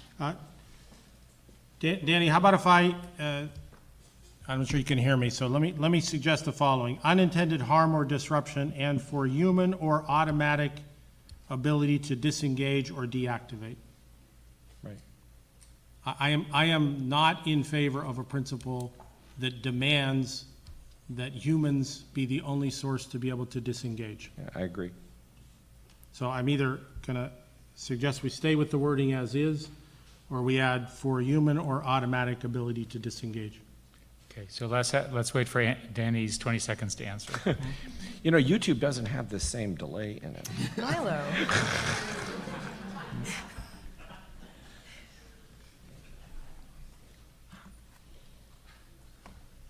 This is good. It We're gives off us to time Pluto think. and back. This is good. This is a good debate. Round trip time.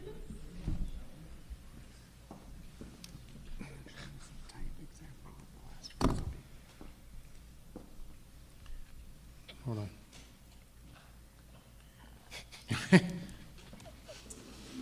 It would not be an exciting conclusion to a 15-month process without a little suspense.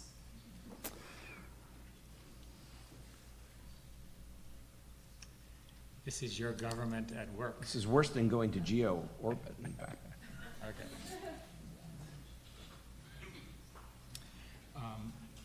Are there any other issues besides this issue? So we're ready to approve this subject to this one wording question.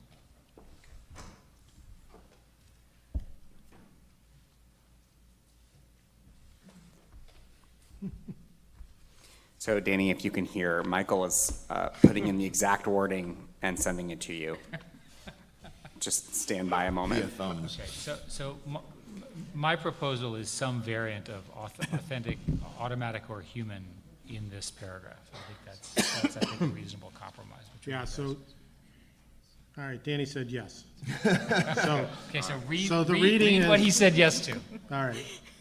Avoid unintended harm or disruption and for, what do I got here? And for human or automatic disengagement or deactivation Okay, that seems of deployed systems. okay. That seems excellent. Does that work? All right. I propose we all agree to this.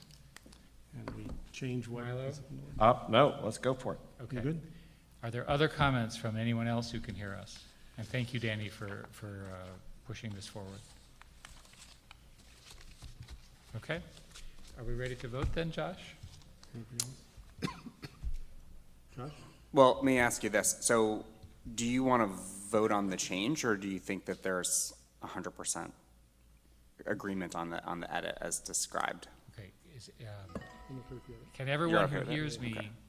say that they agree with this proposed edit? We know Danny does. So we're voting just on the proposed Just on the edit. So edit. the first question is the proposed edit. Is everyone here that can hear me say yes? Yes. Yes. Yes.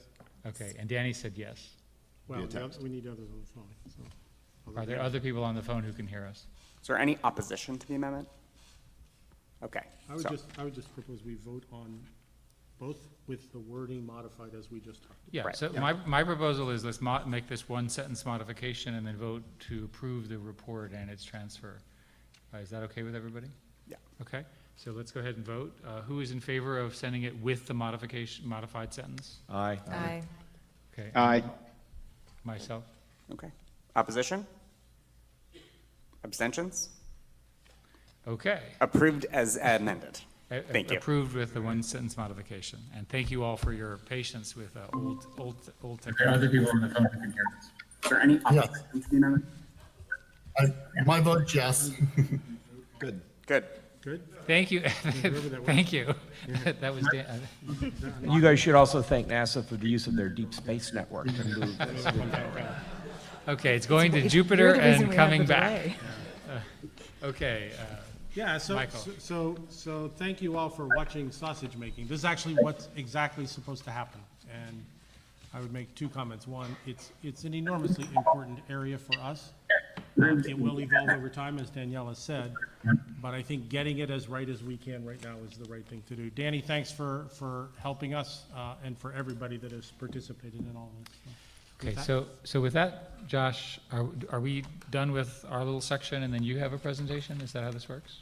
Yes. Okay, Josh has a presentation. Great. We're pulling that up.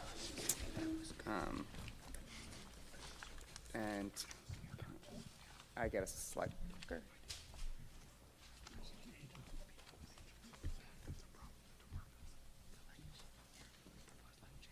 Believe it or not, we seem to have lost the Wi-Fi as well.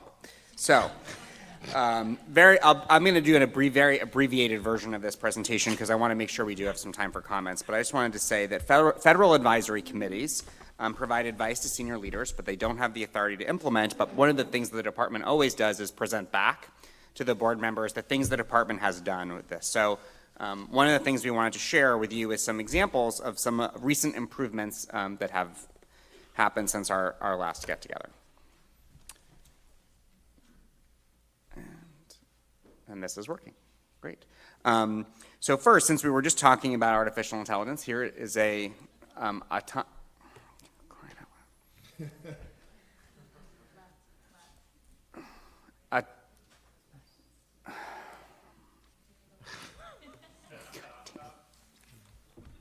Now you know why you have a Defense Innovation Board to help with the technical capability of the Department of Defense. Okay. Fine.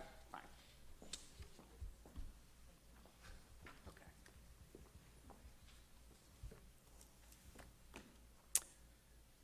Great. We have an example of an autonomous system, obviously a non-lethal system, but in Pittsburgh Air Force Base, where Mike hails from, there was actually a significant problem with airmen getting infected with illness because of ticks and other risks. So they were able to come up with autonomous lawnmowers.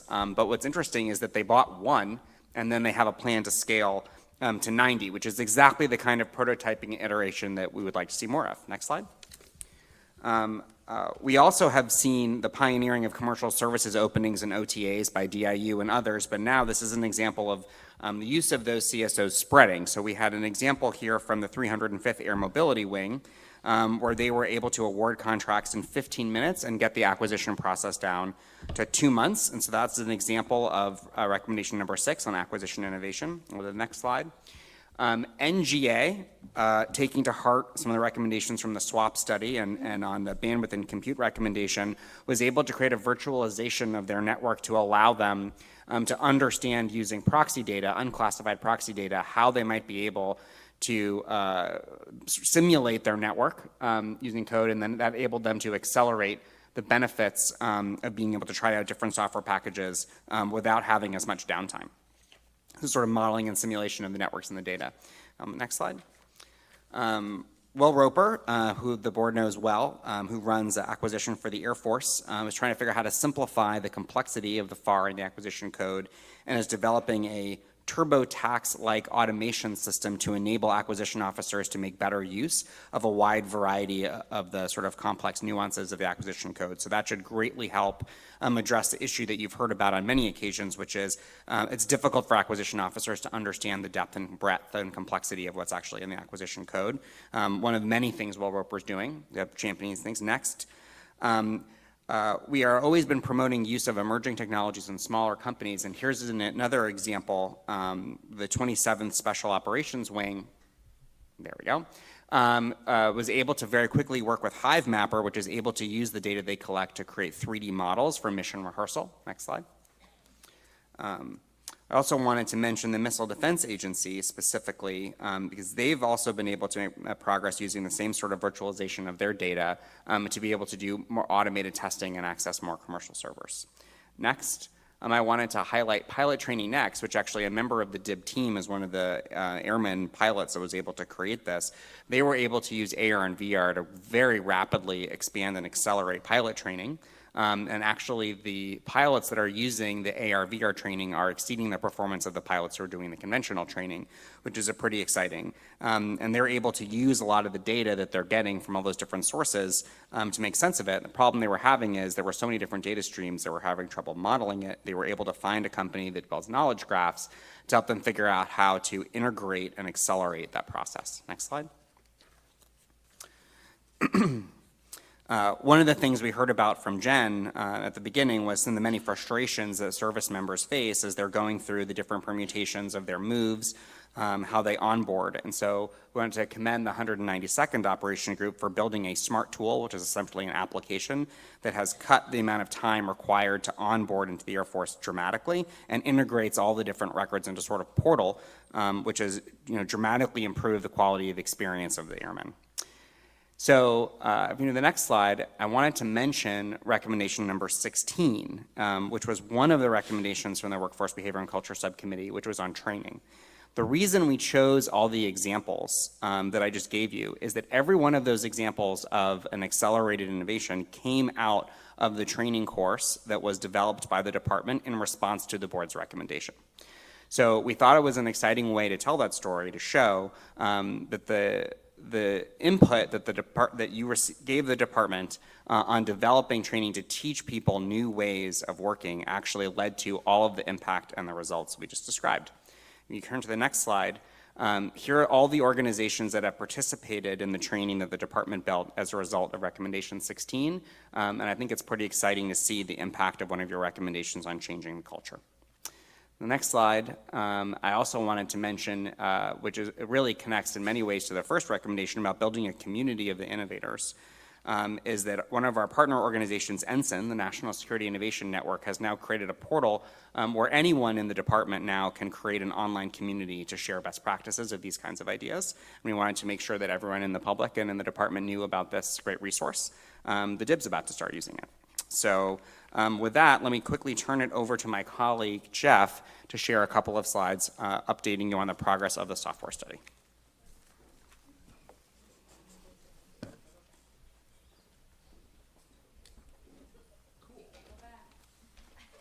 Essentially, the tech here is great. I get to click backwards to go forward, which is kind of neat. So I'm going to go really quickly because we're a little bit behind schedule. When Dr. Schmidt said that the board creates recommendations and ideas and throws them to DoD, I was the one that the SWAP study hit in the head, so I got to receive that and pull together some efforts to try and help.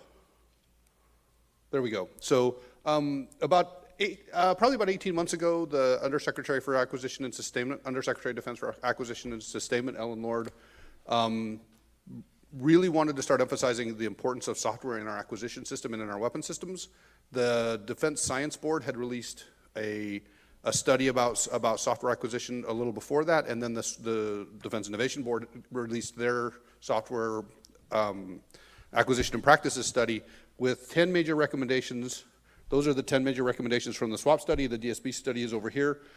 They were mainly along 4 lines of effort, and so what we did is we took the 4 lines of effort, and my strategy to have the department embrace these, especially once people move on, it was to find the most senior government civilian, permanent government civilian, so non-political appointee, that I could find to become my line of effort champion for these things. And so these are the individuals that volunteered. From the workforce perspective and all of the human capital initiatives, it was formerly Jose Gonzalez, now it's Gary Shafawaloff. That's there, I got it. He's the incoming director for human capital initiatives. So he's championing the line of effort B, which was the people one, I think. Yeah. From platform, which is enterprise infrastructure, Peter Ranks from the CIO, the deputy CIO for information enterprise, is my line of effort champion there. And for line of effort A and D, which were really the policy and process pieces, is Ms. Stacey Cummings, who is the principal deputy to Kevin Fahey in the A and the acquisition person and acquisition and sustainment. So this is where I sort of say we're at with these things, and I think for the process and policy, we're even further along. I'll do really quickly how we're. I'll give you some specifics. So from the people perspective, the biggest thing we've done is we have actually identified at least 20 different software development activities in the DoD that are using modern software development practices and doing a good job. That's a lot more than we thought we would find. So we're now creating a community where they can share best practices, share tooling, share hiring practices, share techniques to recruit, retain personnel. So that's kind of a community effort there. Those are just some of the logos of those units. From an enterprise, one of the big lines of recommendations was that we create enterprise infrastructure to support software development. You'll probably know that the JEDI contract, the very popular JEDI contract, was awarded last Friday. We also have, it was very popular, I think. We also have the DEOS contract, which is an office automation contract, but also includes a whole suite of collaboration tools that can help developers. And then the Air Force is really pushing ahead with a thing called Cloud One and Platform One, which is the Air Force's enterprise capability, and the acquisition and sustainment and the CIO are partnered with the Air Force to use those things all as enterprise capabilities also. Yesterday, in fact, there was a memo released jointly signed by the DoD CIO and the Undersecretary for Acquisitions and Sustainment that makes DevSecOps and enterprise capabilities the preferred and default mechanism for software development in the DoD. So you'll see that trickle out publicly here very soon. I can't go back, I'm told. Can you go back, please? Yeah, so this, in acquisition and sustainment, we're revamping the entire acquisition framework. So this is the new 5000.02, if you're familiar with that DoD instruction. It's the adaptive acquisition framework. This should come out sometime in January. You'll notice the 4th pathway down is a software acquisition pathway, which is a brand new pathway, way to do software, that is iterative, it is not gated with milestones. Yeah. It's like correct. Yeah. So there's no major milestone gates, it never ends. It's continuous engineering of software and continuous release of capability to the field for warfighting effect. And then the last but not least, one of the recommendations was a single appropriation, a single type of money for software. This actually turns out, I think, maybe to be the heaviest lift from a bureaucracy standpoint, because as soon as you touch the money, everybody's concerned. And I don't know if this is my little subtle joke, the little symbol on the top is the Bitcoin symbol, because I call this project the software money project, which Bitcoin is kind of software money. We do have a thing that we're going to be able to pilot. The comptroller in the DoD has to lead this effort, and they are working with acquisition and sustainment. And we're going to pilot some projects in 2021 is about the quickest we can do this. Pilot about 8 projects using a single appropriation of funding. And if that pilot goes well, then we'll go back to Congress and ask for an actual software title, which would be on par with research and development, operations and maintenance, military construction, et cetera. So if you have questions, please reach out to me. I only have one comment. Which is, Yes, please. remember the fundamental premise of the SWAP study is small incremental. So can you change the B to an M in the Bitcoin symbol up there? Sure, okay, yeah. Well, my comment, Okay. my comment is this may be ultimately the most important thing we collectively do, because to establish the software pathway, to establish a color of money, Milo's talked about this for a long time, that would be a major accomplishment in the bureaucracy. Bureaucracy is very change resistant. Yeah, absolutely. Yeah, so the software pathway will be signed out as interim acquisition guidance in December. We're on the path to sign that out in December. And there was a cruel trick was played on me when the software, the SWAP report was published. My email is on the back cover. So if you want to reach out with that, have any questions on any of this, please look at the back cover of the SWAP report and you can find me. Thank you, Jeff. Yep. Excellent. All right. Well, thank you all for bearing with us through some of those technical difficulties, but we do have a few moments for comments. And so if you'd like to make a comment, please make your way to one of the microphones. Perfect. And sorry, there's a little bit of glare, so I can't see. I think that's, well, go ahead, ma'am. Hi, how are you? My name is Angel Smith. I work, I'm one of the directors over at the Microsoft Innovation and Policy Center here in Washington, D.C. I'm also a retired Marine that started at Microsoft about 18 months ago in the throes of Techlash, and I found myself interestingly leading a little bit of a crusade to defend the Department of Defense and its ethical standards.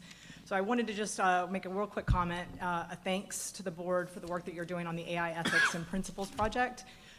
It's one thing to come to defend the Department of Defense from a position of experience. It's a completely another thing to be able to point to the work that the DIB is doing, the Department of Defense is doing, in conjunction with a fluid conversation with the tech industry to help outline what those ethical standards are. The work that you've done is actually going to not only give the leadership of the tech industry a really good foundation to justify that the work they're doing with the Department of Defense, but it's also giving a lot of the employees that work inside the tech industry a reason to support the DoD in a way that they haven't been able to do so before. So it's good to see the DoD taking a leadership role in this position. Two quick questions for Jen.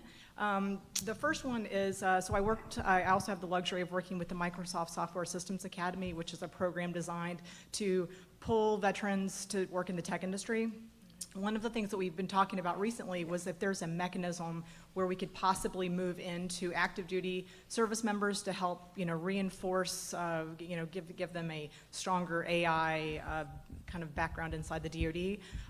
The consensus inside the company right now, though, is we have better luck putting a cow on Saturn than we would be able to infiltrate the DoD education bureaucracy. So one of my thoughts is, Microsoft certainly doesn't have a monopoly on this type of education program. The tech industry's got them all over the place. Is there any consideration to possibly working with partnering the tech industry to help reinforce a stronger AI workforce inside the DoD? And then the other one is have you considered any infiltration of the professional military education system across all ranks in a way that would start making the services think more clearly, implementing AI across all MOSs and all career fields inside the DoD, rather than just a couple of niche fields?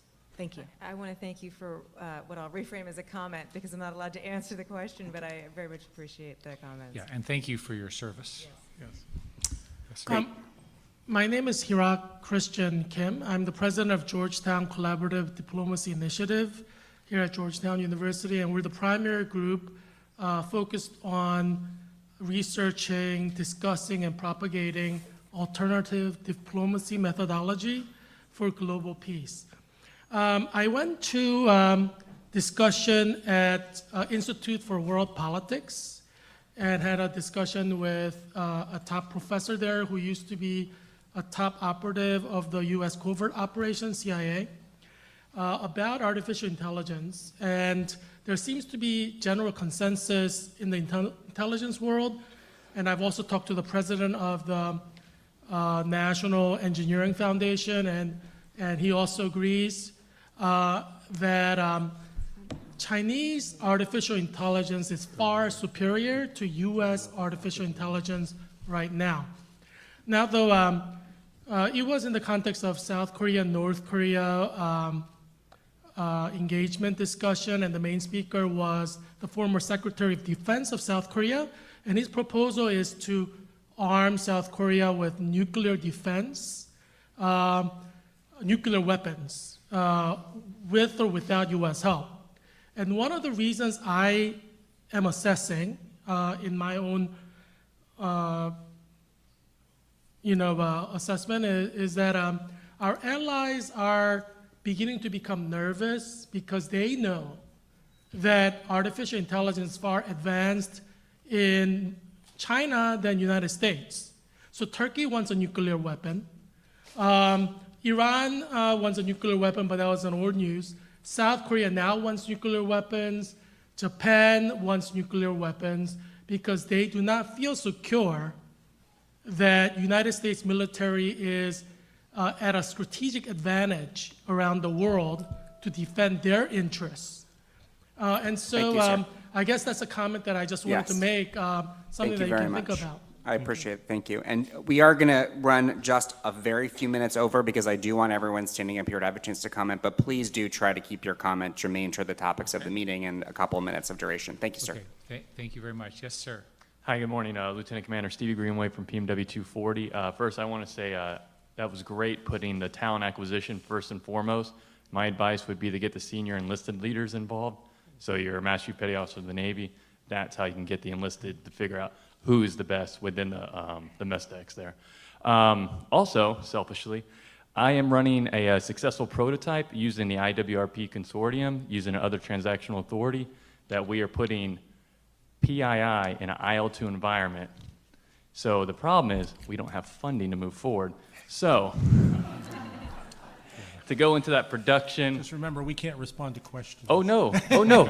I am just letting you know that we are trying to innovate, and there are some walls there. So. And what's the name of your group? So I'm part of PMW 240, sir, and the project that we're doing is called Authoritative Data Environment 3.0. So that's where we're trying to put it in the commercial cloud, not the gov cloud, but the commercial cloud. Okay, thank you. Excellent. Thank you very much. Yes. Hey everyone, so Captain Steve Lover with AFWorks. Very quickly, under 2 minutes. First, I want to make a plug for the open dual-use SBIR topic. If you are a small business, US-owned, less than 500 employees, that would like to quickly and easily do business with the Air Force, just Google open SBIR topic. You can learn all you need to know. But this question is actually about workforce mobility, the very first topic that we had. This is very, very relevant. I think for the bold changes that we need, and I think we need bold changes, typically if there's a very clear existential threat, that is when these things start to move. I think the cyber threat is a little bit more insidious, right? It's not a tank coming to our borders, so the American public maybe doesn't digest it in the same way. So in the absence of that clear threat, how do we do these things? I think one is call it an experiment. It takes a lot of the teeth out of the things and a lot of the fear, because if you fail in an experiment, then you met the goal, right? An experiment by nature can fail. So that's an easy one. Have clear metrics, have very clear design to this experiment and an endpoint in mind. The second one, though, is kind of an idea. So this is a lot of people are afraid of losing resources for their readiness, right? They have people who are flying the mission, doing the mission right now. If we take people away, it hurts that existing mission, and that's very difficult to do. There's a lot of automation to be had, though, during those missions. So what if we set a bound that says, look, if you automate yourself out of a job, you keep your time, and that is where you unlock the ability to go do some of these things, specifically relating to digital. In fact, two quick examples. The CIA, this is open source, had a program where when they were trying to hire their agents, they would invite them to a meeting, and they tell them the wrong meeting spot. And if they figured out where the actual meeting was, well, then that was one of the things that helped to get them hired, right? So that's one. Another is, we've seen examples of this, of someone who said, hey, this work is redundant. I can save hours and hours of time within the Air Force, and I can go do something else. And some of those folks are making major impact in the Air Force today. So what I would say is put it out there to everyone, to senior leaders, and then on down to say, if your airmen save time, if your DoD members save time, they can put it back towards becoming proficient in some kind of digital skill. Over. Thanks. Thank you. And let me say we love AFWorks. Thank you, sir. Okay. Yes, sir. Hi, my name is Stuart Wagner. I recently started working for the Chief Data Officer, Michael Conlin, and left Microsoft. I've followed your board now for a couple of years, and I'm really excited by the work you've been doing. I wanted to note that in my first 3 weeks here, the first thing I tried to do was install Git on my computer, and I couldn't do it.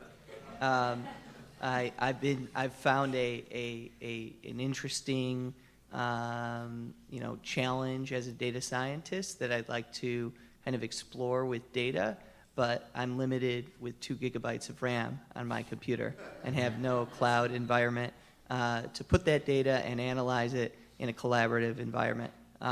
So it would be great if we could start having a conversation about getting the tooling available so that data scientists like those on my team can do the work that's important for the government. Thanks. Okay, thank you very much. Yeah, hi, this is Guru from US WebSoft. We're a small business.